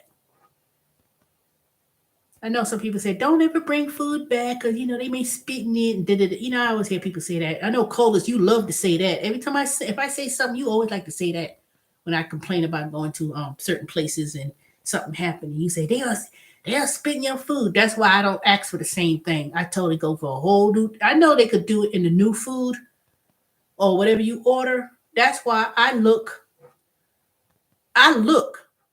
When they know they making something, I make sure I be able to look. I had to have a clear bird's eye view when they make something. And I could see. And if I go to a restaurant and I went to Cracker Barrel, and I was like, no, this is cold, and they sit in the back complaining and stuff. And it was like, we ain't gonna do that. What makes you think we'll do that? I said, no, I want me a whole new something totally different. You don't go to Denny's because but see, Waffle House, you could see when they cook your food. They right there in the front when they cook their food. You could see them cooking it. So, and then when they come back, I be looking at. I be like, I looked at it. I be like, and then I get the manager to do it. And trust and believe, you could tell to some extent, um, you could tell to some extent if somebody really start doing something stupid to your food. You just have to look. You just have to be attentive. I have a discernment. I told that someone today. I said I have a ways about people. I can sit back and your spirit will tell you when something's wrong. When something tells you, you know what, and you have hesitancy about something, people say, you know what, never, I don't want none of it. Never mind. I'll leave. When your spirit tells you that, your sixth sense, whatever you want to call it, you follow it. I follow mine every time. If I got a little hesitant about something or something don't feel, I said no, nope. And then after that, I would pull it out to the manager. Look at this. I asked for this to be grilled, flame broiled, go off the grill. This ain't been on no grill. And I sit there and flip that burger, flip that chicken over. I said, look at this. They didn't cook this. If this was cooked, and I said cook it on the grill, the flame, why there's no grill marks? Why this meat still warm in the temperature that it is? If you just cook this, it's gonna be popping hot. You ain't just did this. And they be thinking, and see, they think they slick. I used to work in a restaurant. Trust me, I know. I know. Because, see, at one point, and I ain't ate at Burger King in years.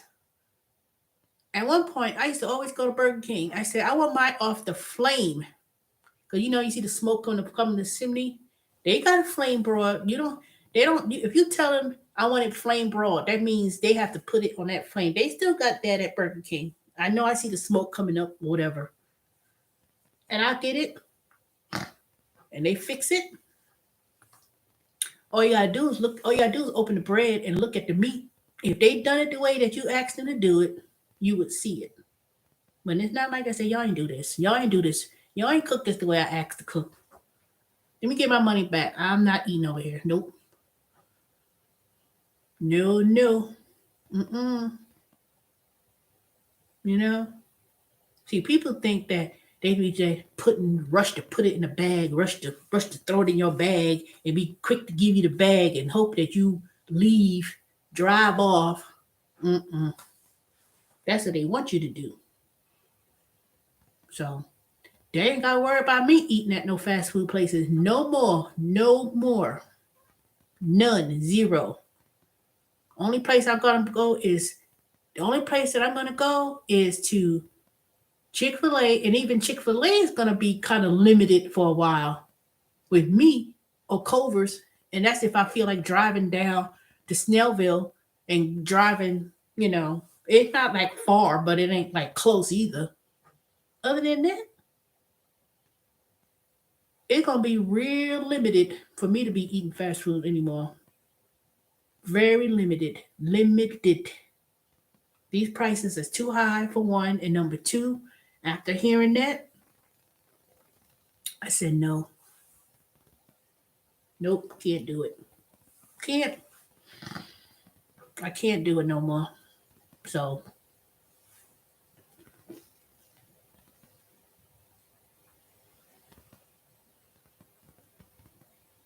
these nuts, I know you. Are you still in here? You ain't saying nothing, lady. Lately, I don't know if there's a 24-hour Chick-fil-A anymore. I don't think there's one anymore. They call it the Dorf House. I don't think there's any 24 hours Chick-fil-A. I think they did away with that.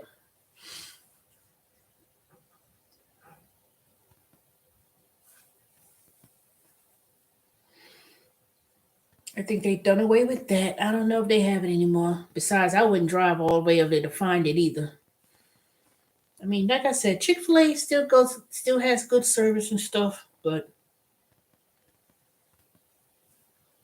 in Culver's, Those only two places that I trust to really go to if I really wanted to get something. If I really wanted to get a chicken sandwich or something, that's where I'll go. I either go one of those two places. Anywhere else? Mm-mm. Nope. Not no. Nope.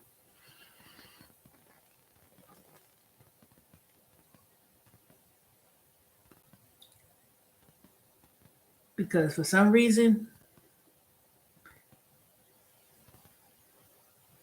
they have way more high quality standards, and I just don't understand I don't know what people be thinking when they do stuff like that. When they do stupid stuff like that. They know they be having cameras and things, and all it is a matter of time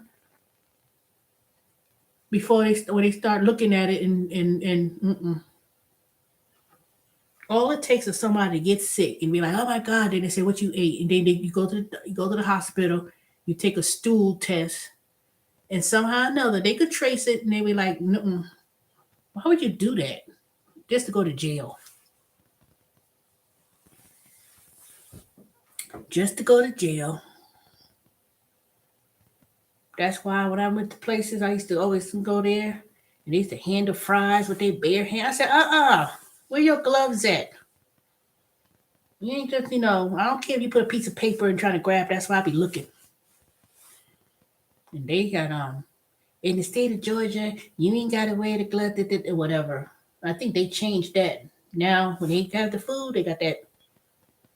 You ain't gonna be the cashier touching money and then turn around and get the fries at the same time. No, you're not gonna touch money and then turn around with your hand. I just touched it. I don't give a damn if you touched it with your teeth. You're not handling my food after handling money and touching the register and getting the food. So now they got the person now they got the person who makes the bags the food and then whatever. But I'll be always on the watch. I'll be like this. Shoo. Sure do.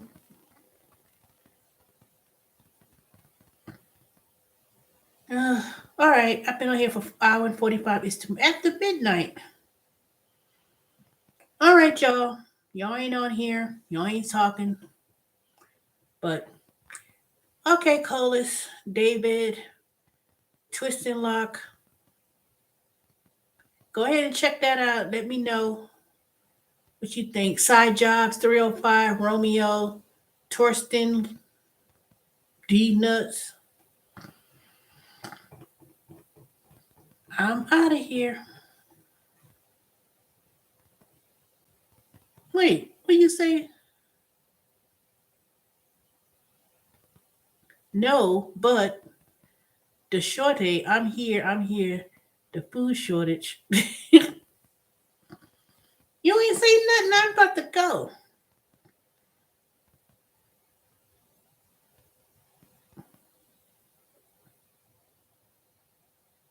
Who said they make $20 an hour? Doing what? On Instacart? That might be true. You may make an average of $20 an hour, but that's if you continuously working every hour. If you working continuously 6 hours and you making $120, that's possible. That's not unusual.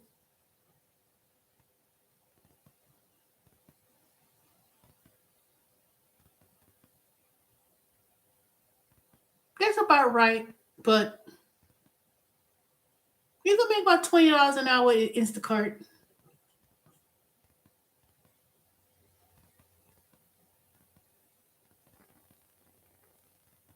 Yeah, you have to pay taxes on all of the money you make. That didn't change. At the end of the year, when you get a 1099 from all these companies, if you make $600 or more, they give you a 1099, and you gotta report all the income and hope that you paid enough taxes to another regular job. If not, you pay the taxes at the end. You pay the taxes. You're supposed to pay your taxes quarterly. You're supposed to make quarterly. Matter of fact, oops, the deadline for the extension is tomorrow. You know, they had the 6 month extension. If you didn't file your tax return and didn't, you had tomorrow's the deadline. You mean what happens if you don't report it? Then the IRS is going to file a return on your behalf, and then you get a delinquent penalty for not filing because they are not. You are an independent contractor. You're not a W 2. You're responsible for taking out your tax. They have to. A 1099 is nothing more than what they report to you of how much you made with that company. Just like everyone gets a W 2, you get 1099 as well. That has you pay. You don't. When you got your taxes taken out of your job, they give you a W 2 showing how much taxes you paid, how much you pay in Medicare, Social Security. You get a W 2. You also get a 1099 if you was an independent contractor showing how much you made with that company. So they report that to the IRS. So if you don't file your tax return, the IRS already know what you made. But if you don't file no tax return, they're going to file it for you, and then you will get penalties for not filing, failure to pay, failure to file, and other delinquent penalties that's going to be charged on top of that. And they do it in a year and a half later. So just because you don't hear nothing, that don't mean you're not. So if you make $600 or more on any given company, they're going to give you a W-2 and they're going to give you a 1099. 1099 is self-employed, independent contractor. That means you pay the taxes. You take out taxes. And you pay it through estimated tax. I know I told you about this, Colas. I know I've mentioned this. If I do the Instacart,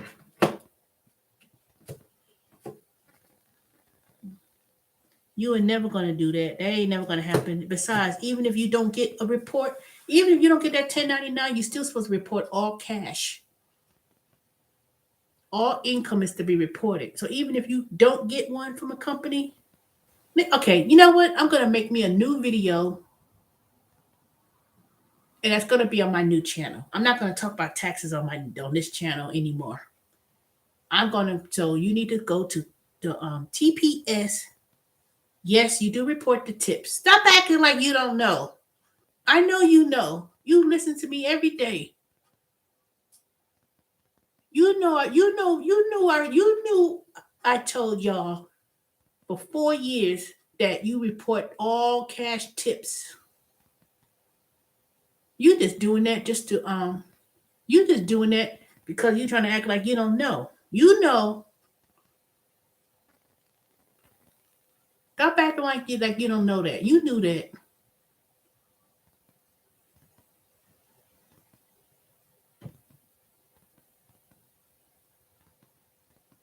See, that's why I'm going to start doing my ebooks, and y'all going to have to pay me because I'm not talking this for free no more. I'm not doing it for free.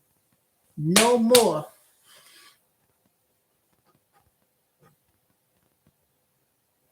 I'm not even monetized. It's not like I'm not even getting nothing out of all this advice y'all be getting.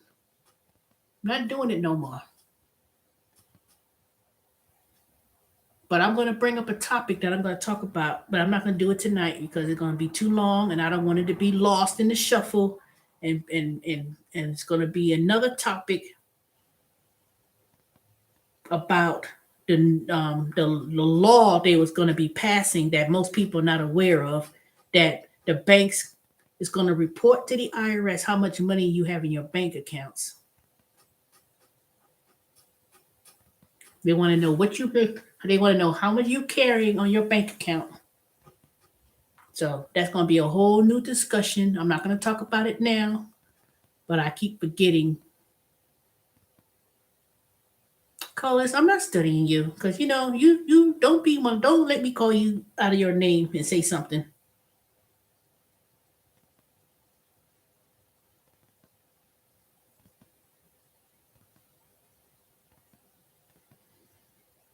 I don't understand why you can't believe people report taxes. You heard of prison, Al Capone, tax evasion? You're gonna do tax evasion over not reporting tips. Like you think that when people have their information to report the income, and they say this person work at the Waffle House, this person work at Domino's, and you're gonna sit there and say that you ain't made no tips, none. Okay.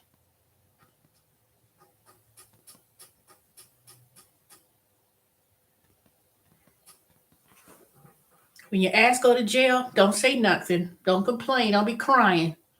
When people get $10,000 fine over something like that, I can't believe you can't. You know what? You just don't do it. That's all I know. You keep worried about other people. Other people ain't gonna worry about you.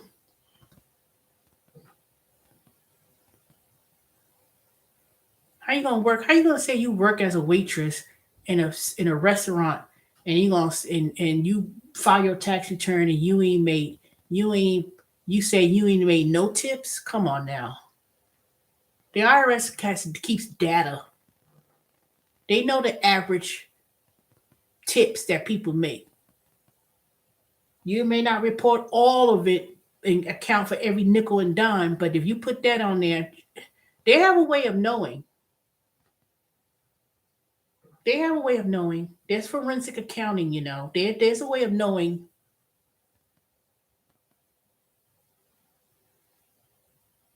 You want to have your shit, you want to have your stuff, when you want them to, the IRS and law enforcement, and they come in there and start taking stuff at your house and they auction your shit off. You think about all those big stars who had owed millions of dollars to the IRS and they ain't got no money, broke, and and they don't work on no tips. So you follow that, you read those stories, Google it, you see it. It ain't about being honest, it's about reporting what you need to report. Ain't gotta know what be honest. I'm quite sure all these stars and stuff, big name stars who owe millions of dollars in taxes,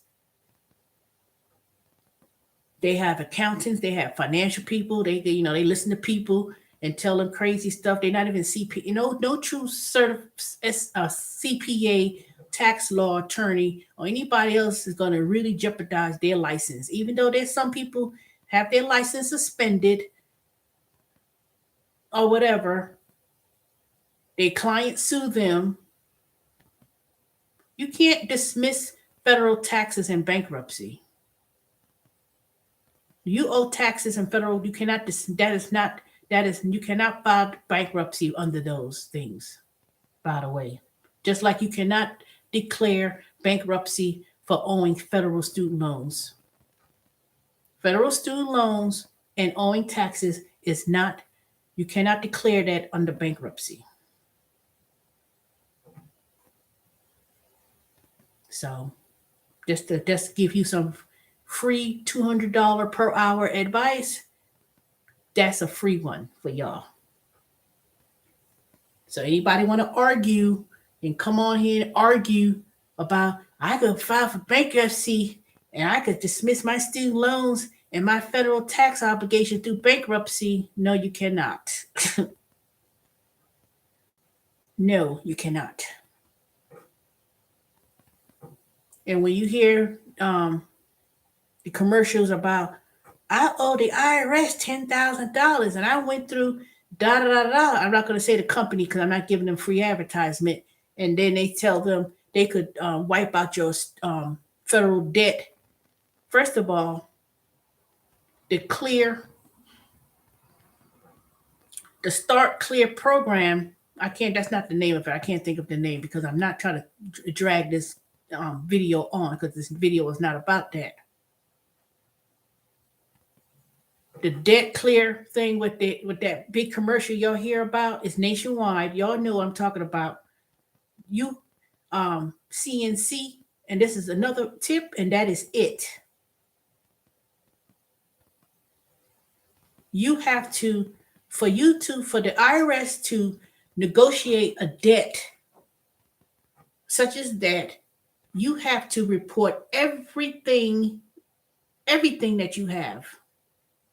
There are some obligations that you need to do. You need to disclose your financials, all of your 401k, all of your retirement plan, all the money you have in any type of bank account, all your assets. If you own a house, all the vehicles, cars, whatever it is you got. There are stipulations with it's the CNC program. So when you hear people talk about I owe the IRS, so first of all, if you owe the IRS that large sum of money, you made some money. You made some substantial money. Broke, niggerish, dumb, stupid people talking crazy who say they owe taxes and owe money. You made money. Only you owe money is you made some money. So if you dumb and listen to dumb stuff and listen to some else. If it doesn't make sense to you, don't follow it. If you don't understand it, don't follow it what someone says. I heard some most dumbest stuff ever.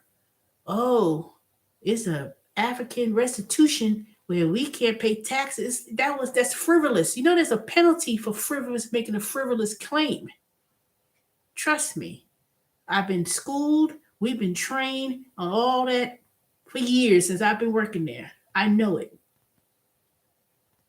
I'm under the Indian tribe of something blah blah blah, some frivolous claim. You make a frivolous claim against and go from the IRS and make a frivolous claim. There's a penalty of making that frivolous claim. $10,000 fine. Forget about the taxes and the interest and everything accruing. There's a penalty for making a frivolous claim. So don't listen to dumb stuff. If it sounds stupid to you and you say, I never heard that before, believe it. It ain't true. So that's tip number 2. And I've given you actually 3 valuable tips of information already.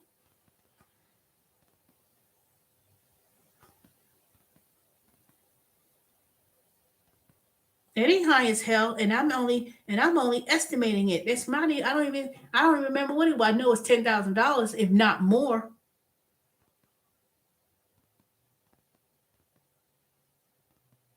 So, I heard all dumb stuff in my lifetime, and trust me, that is nothing that you want to mess with. That ain't nothing to mess with. Well, some people don't act like they don't want knowledge. They want a shortcut and they want to say stupid stuff. And they want to act dumb. People become me all the time. Well, some people just don't know. If they don't know, everybody don't know. No. There's some point or another you have to use your noggin and use your common sense. That's not something that ain't nothing tax law related. You work as a waitress, you pay. People act up. People just act so fucking dumb at times, and I don't care to say it. Stop acting ignorant and stupid all your damn life, and get all mad and offended. I don't like the way she talked to me. Fuck you about how you've been talked to, because sometimes some people need some hard kicking the ass to be known. I hate people I hate when people act like that. They say most dumbest, stupid shit. And then when I'm not going to sugarcoat nothing. I ain't going to sugarcoat nothing because I ain't got no money to give you if you do something stupid like that. Don't come to me. Because I am the one. I'm not going to sugarcoat nothing. They could ask what? No, I'm not asking. I'm not answering questions anymore. I'm not giving free advice. The free is gone. Free of asking is gone. Once I finish putting up my price list, once I finish putting up my website, once I start opening up my calendar, it's gonna be a charge. I'm not doing that free demonstrations and stuff. Let me show you how to do it. Nope, not doing it. Let me do this. Let me show you. Nope. I got a question. Let me and sending me messages and stuff. No, And the reason I'm not doing that no more is because I've been burnt this week with people talking crazy, sending messages in the video about um being trolls, and not even a troll, but you sit up here got something to say about stop calling so and so. They don't want to be bothered. Da, da, da, da, da, and no, don't bother me no more. I'm not doing it. I'm not doing it no more. I don't have a big channel. I don't have a lot of people on here. It's not like, let somebody put the keywords in. I don't have no keywords, but have the people on here. They've been on this, they've been lurking in the background.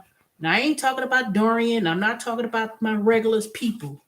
I'm talking about these unbeknownst trollers, trolls, or people who I don't like that she talk to me or get easily offended, and you make up a brand new page rather than showing your face and say what you got to say.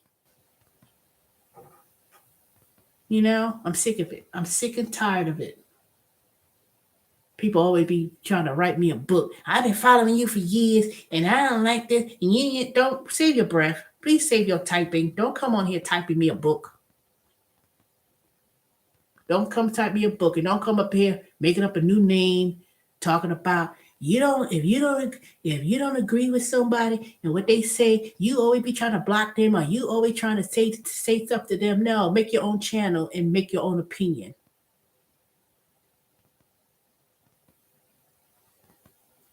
Do that.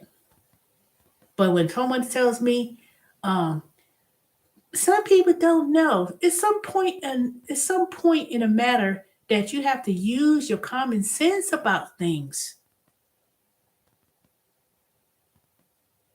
Exactly. Can't take the heat. And I am and tough love. I don't even know if it's love at this point. Love hate relationship. I don't even know if it's that. But I hate when people say that. Some people just don't know. It's like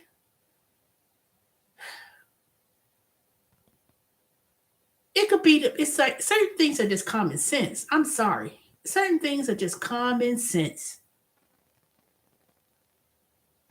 I just can't stand when people say people just don't know. People ain't trying to know. They're not even trying to, you know, figure it out. I'm not even talking that, and the things that they ask and the things that they want to know about, it's not even tax related stuff.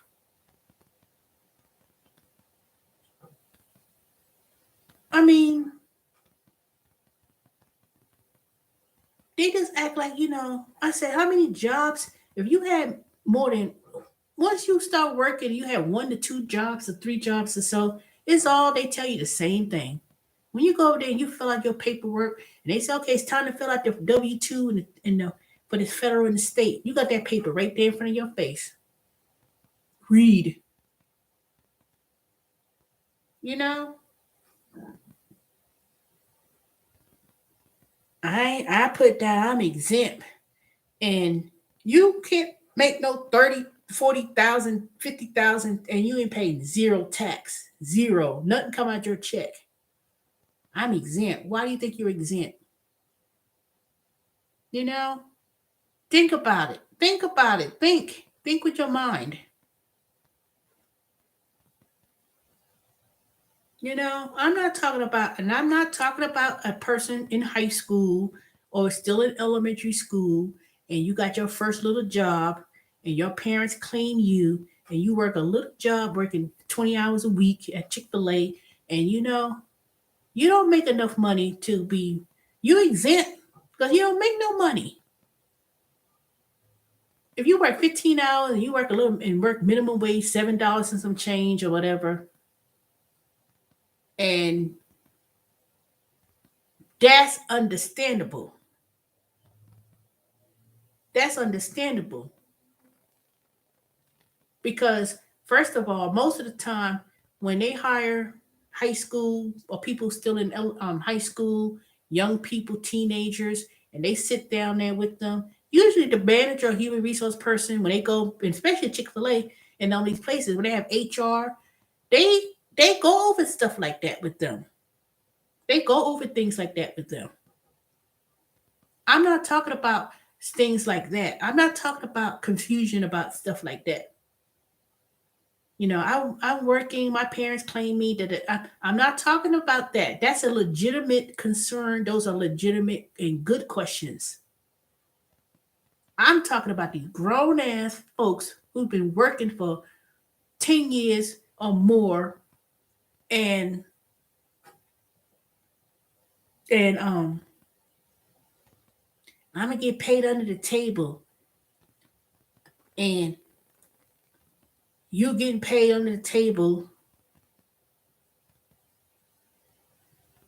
and then you try to turn around and look for a check from the IRS at the end of the year, or the state tax, state refund, or there's a stimulus involved and you looking for a stimulus, and then you say, well, report the money that you made. How much did you get? Whether you get cash, you telling them on the phone. You telling them this on the phone.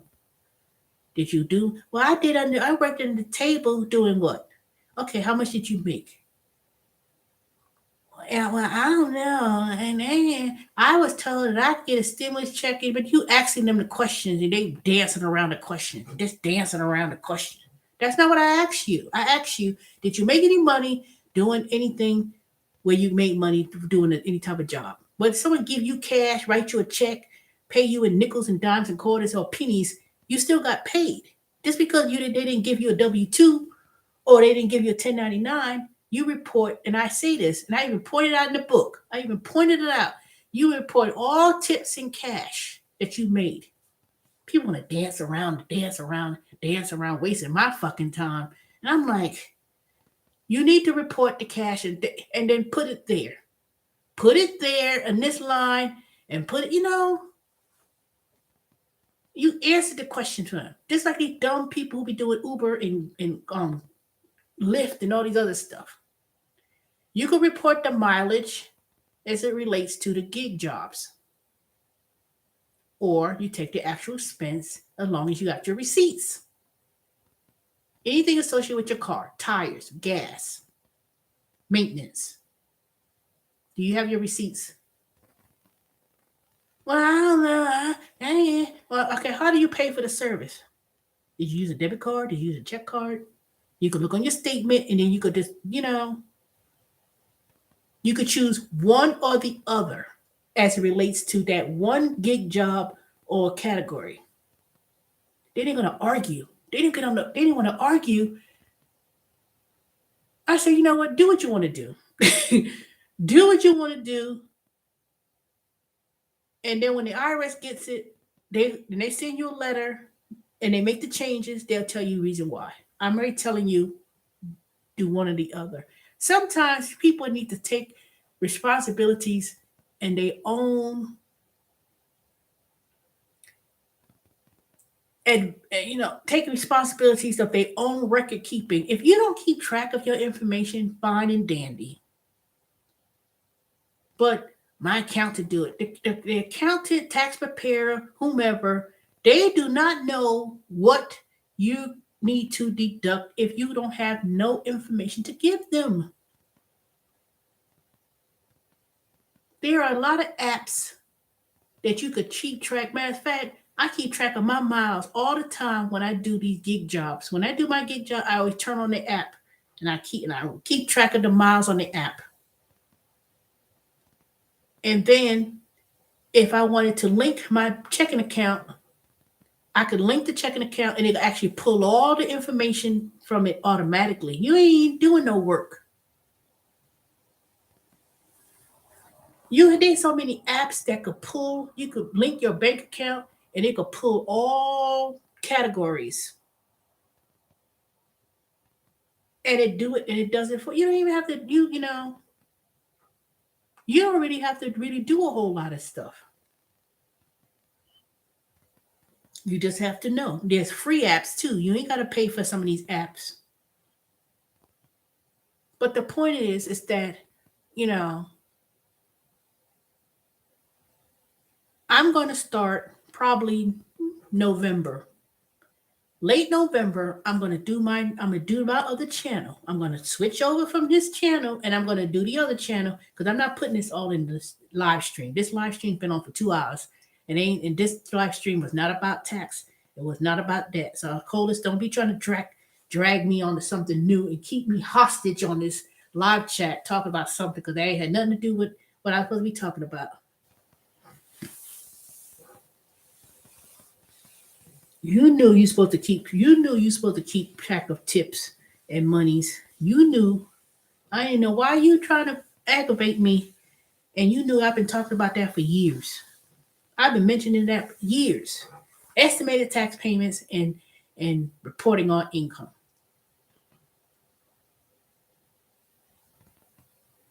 That ain't new. That is not a new thing. That's why there's new law. They're gonna say that all banks are gonna report everything in your bank account. They're gonna report that. That's not even been discussed in a major news outlets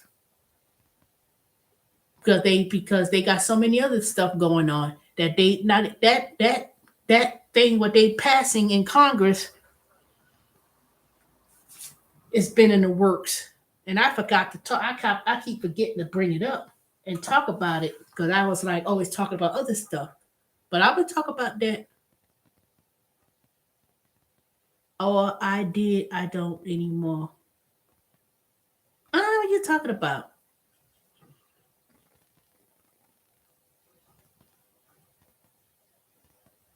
All I know is this: there's a thing coming on Congress about the banks are to report what's in your bank account now, savings and bank account, all monies they want to know.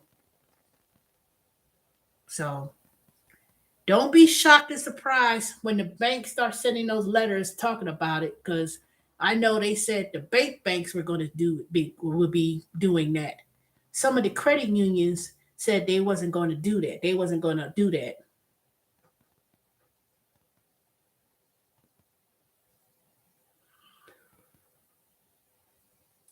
Well, all I know is this: whether you did gig jobs in the past and you didn't pay your quarterly estimated taxes accordingly, or if there was any discrepancies and the IRS gets the information from the companies that you made X amount of dollars and they show that your tax return is way different than what you report, they're going to do it for you. They're going to tell you. You get a CP 2000 notice, they'll recalculate your tax return. So, and that's not something they do in a year or 6 months.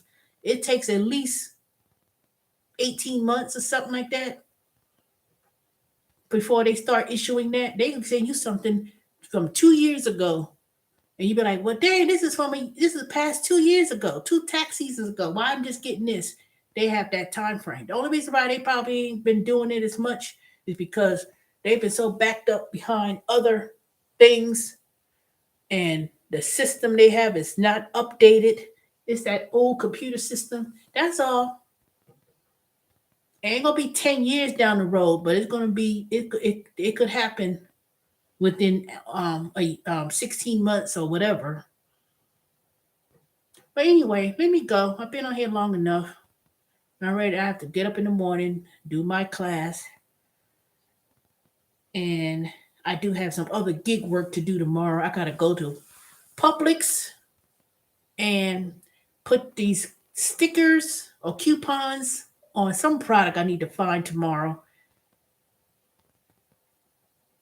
Yeah, well, it's way beyond COVID. It's not because of COVID. It's because a lot of people are retiring from the government system, and two, they just don't have the staffing like they did. Not because of COVID, because I think a lot of my coworkers or former coworkers, a lot of them work from home. They just been backed up even when I was there. When I was before I left, they were backed up then. But it wasn't really because of COVID. It was the problems way beyond COVID. It's just made it way more worse because they trying to process those child advanced child tax credit payments. I still didn't get my tax return process from the return that I filed last year.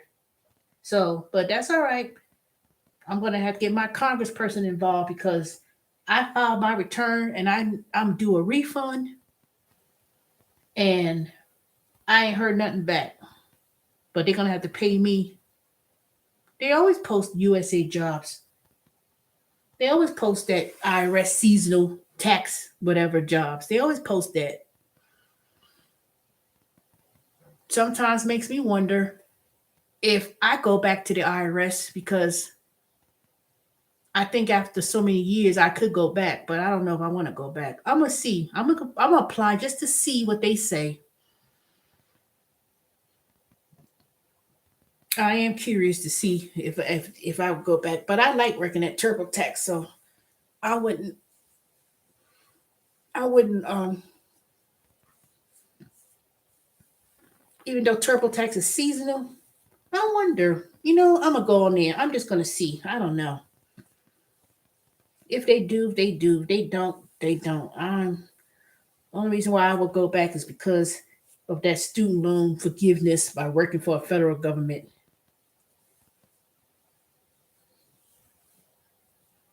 I don't know about that. They may give me my same salary back and start off from there, but that's the only thing that would come out of that. Yes, this is a GS scale. I was already at the maximum scale when I was there, GS 8, step 4. So I already was at the maximum scale amount. So, but I do believe, I don't know, I never did bother to inquire about um,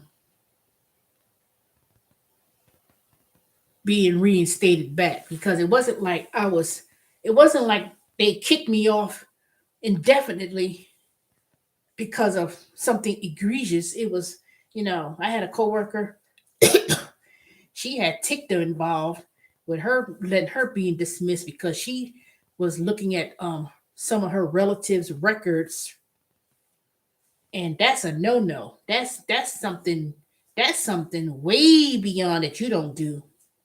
You breaking into public records to look at other people's information. Now that is something serious. Now what I did, that wasn't something that I could actually go back because they ain't nothing, you know. It is a GS 12, but the position that I was at, the highest, is not 12. Everybody don't go to a 12. It's the position. If you're administrative or something like that, you get the maximum you could go up is an 8. A GS 12 is something like, it's like if I was going back to, say I wanted to go and be the IT person. Now I could apply for a different position altogether. I don't even have to really, you know what? I keep forgetting about those government jobs that I could go to with my new career choice. I don't want to go back to the IRS and do the same old tax sitting on the phone. I don't want to do that. I do not want to do that. If I'm gonna do it, I'm gonna be going for the IT technical, you know, that's what I'm gonna do. But I'm not doing no I ain't doing that customer service on the phone. Listen to people bitch and complain about, I know taxes. I ain't got that. Nope, not doing that. I mean, I do that with TurboTax when I'm in the chat or talking on the phone, but they don't be acting crazy like that. So I'll do something totally different. So I'm glad you brought that up because I keep forgetting about me going. I could actually work for a government agency doing web development and computers and stuff. I don't even have to go back and do the yeah, my new career choice. I could actually go and apply and do that. They always have positions like that available. Hold on a second. Oh, my feet is killing me.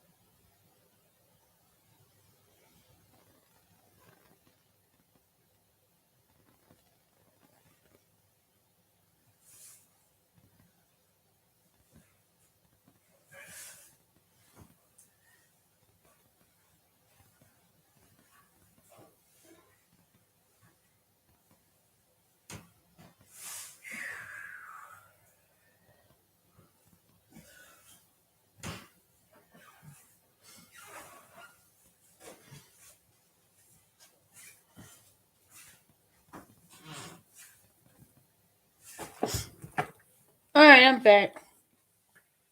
See, like when you worked as a TSA, how come you didn't work as a TSA anymore, Colas? I know some of those TSA positions was a term position.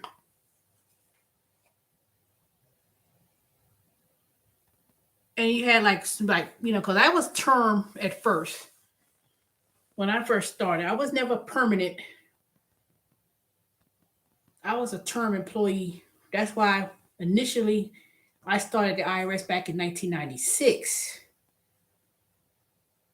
and then 97, and then came back in 2006 to 2016. What? Because it sucked, man.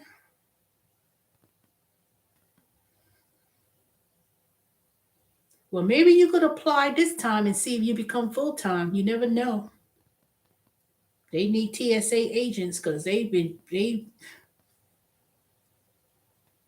You should try to apply again and see what happens.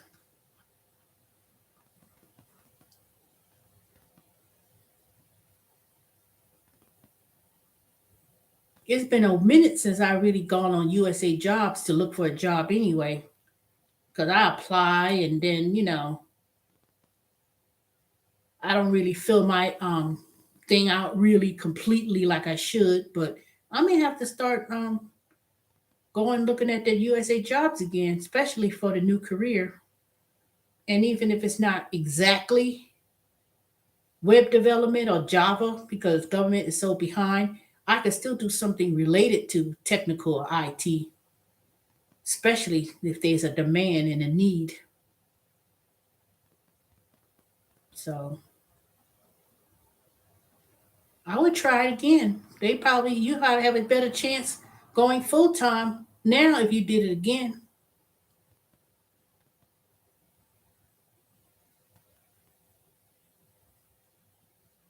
And especially if now a lot of people don't want to take that vaccine and you work as a federal agency and some people talk they got until what, 2 weeks, a month, not even a month.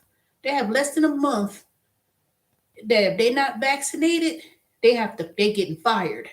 So a lot of people gonna get fired because some people ain't gonna take that vaccination. They ain't care. They can be like, you gotta take it. Nope. You take it. Nope. The deadline is October, whatever date it is. And if they don't, all right, see you. Sorry. So I let you go. You fired. So there's gonna be a lot of people. There's gonna be a lot of people who's gonna have to resign and retire, or they're gonna get fired. So some people they're gonna have their walking notice.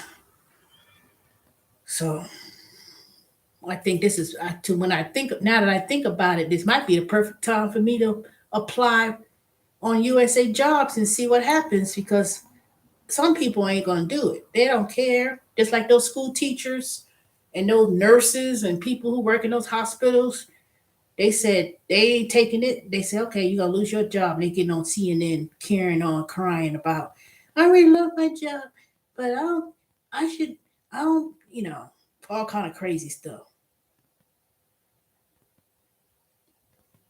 So some people, that's why they said they were openings for schools, shortages in school teachers. I heard in Florida. Really? You was a TSA agent in Vegas? Blue True? Because I know those TSA agent assignments was term. It was like 4-year term. And after the term was up, then that was it. And they would extend it to some extent. But I think that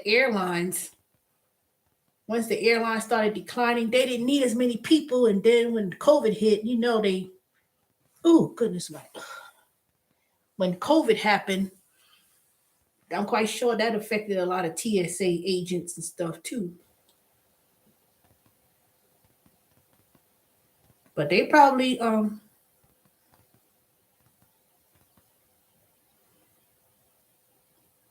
I don't know. All I know is when I go to the Atlanta airport and see those TSA agents, some of them act so damn, get on my nerve.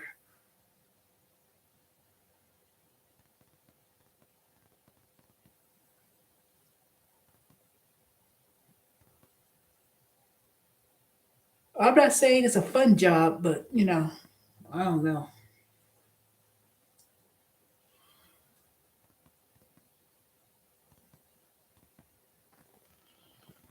Like I told y'all before,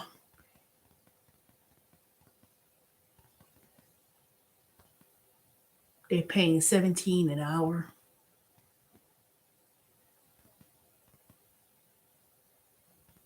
But are you like a temp agency or are you actually a federal employee with TSA? Because like I tell y'all, if that is a way to go back into, if that's a way to get those student loans forgiven by working for a federal agency, and somebody told me um you could be TSA agent,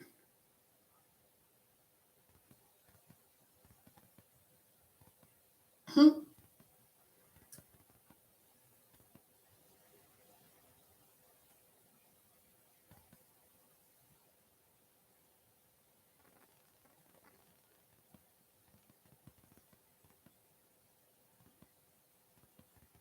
you can always have TSP, but I'm saying were you a federal employee,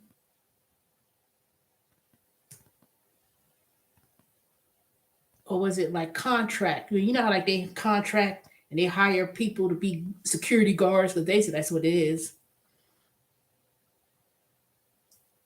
Just like Maximus is a agency that hires for federal and state employees. You actually work for Maximus, but you're not a state employee or federal employee. So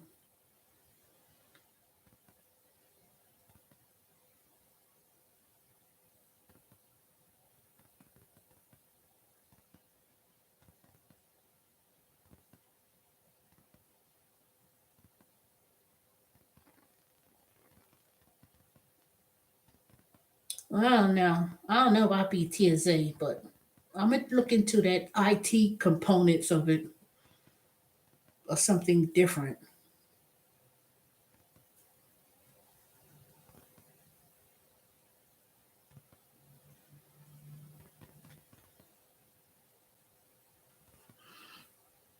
Well, each of it's different based on the budget, so I don't know.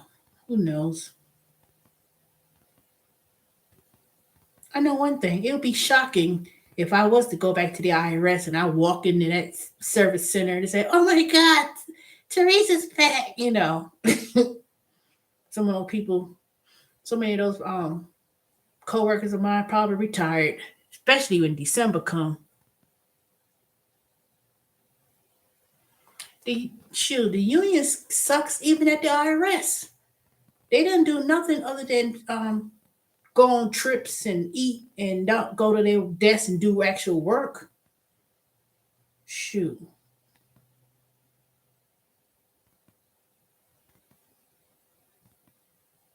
The post office is not a federal agency. It just get federal funding.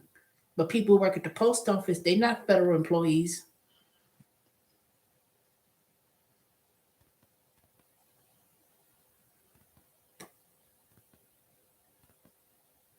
You mean if I go and work as a TSA, they will hire me?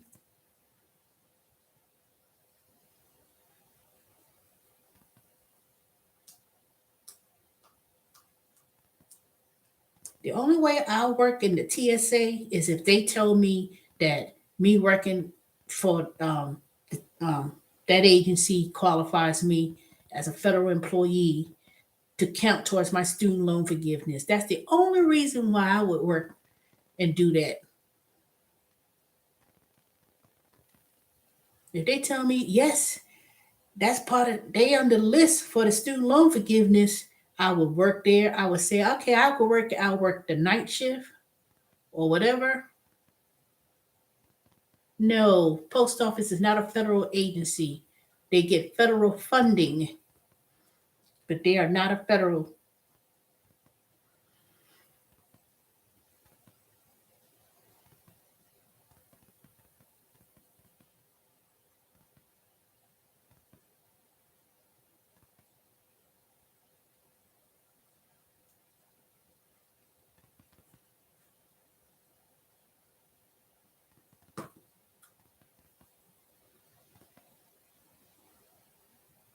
All right, so I'm about to go now because I know you told me it sucks. Can't be no more. Can't be more sucked than other places I worked at. Trust me.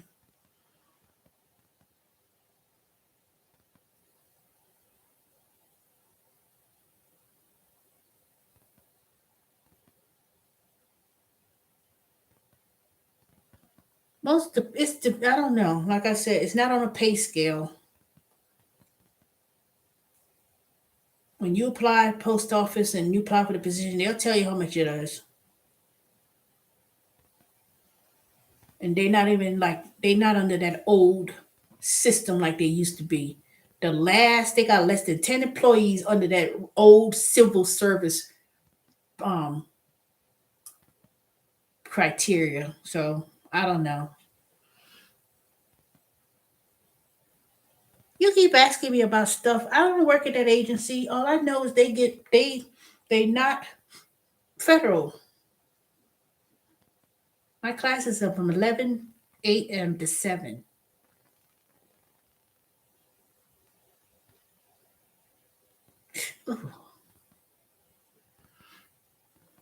And I'm supposed to be able to get up in the morning. I'm supposed to see if I could cut the grass before I start because it start getting dark at night. And I'm supposed to be getting up in the morning so I could start um, cutting the grass and cutting that rose bush down. So I need to be getting up in the morning. I need to do something, even if it's cleaning up or do something.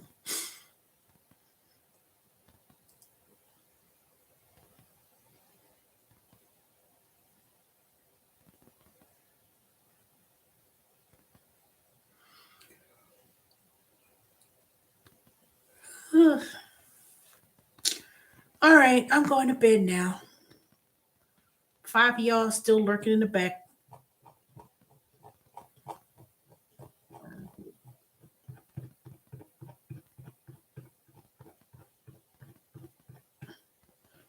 Okay. Y'all have a good night. Now I'm going to end it because if I don't end it, you keep me on here. And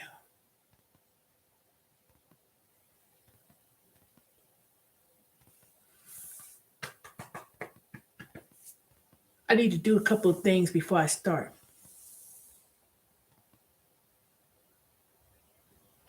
What? At my Walmart, we didn't have what? I don't know what that is. What's CRAZP?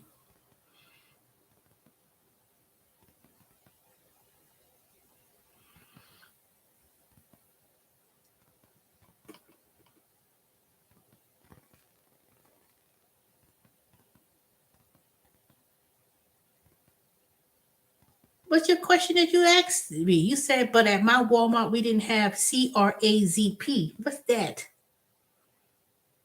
I don't know what that is.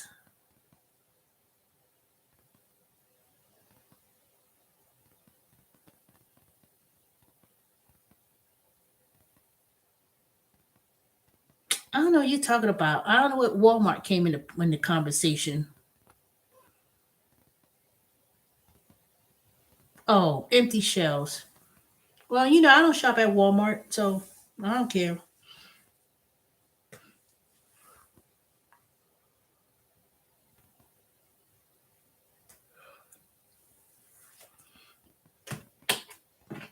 I don't know why people do videos on that anyway.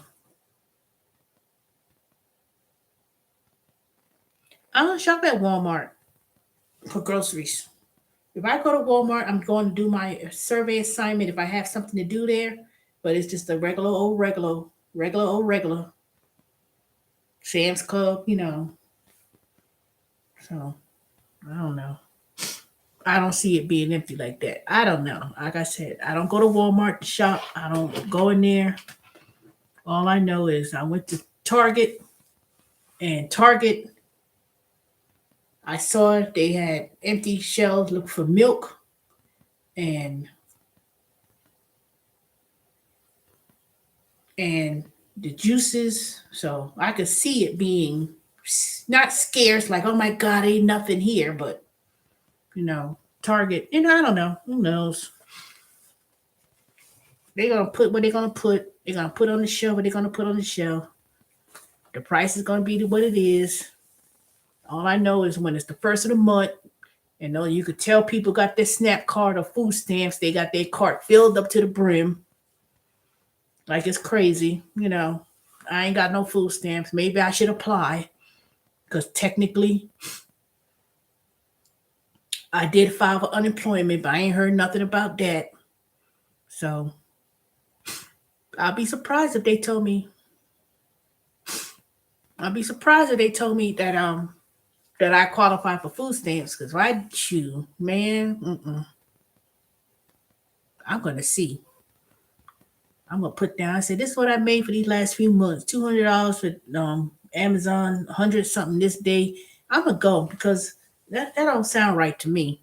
That I was supposed to have been in unemployment with TurboTax, and then I was in unemployment for Maximus for lack of work, and why I didn't get no unemployment, even though I was working at Amazon, but still.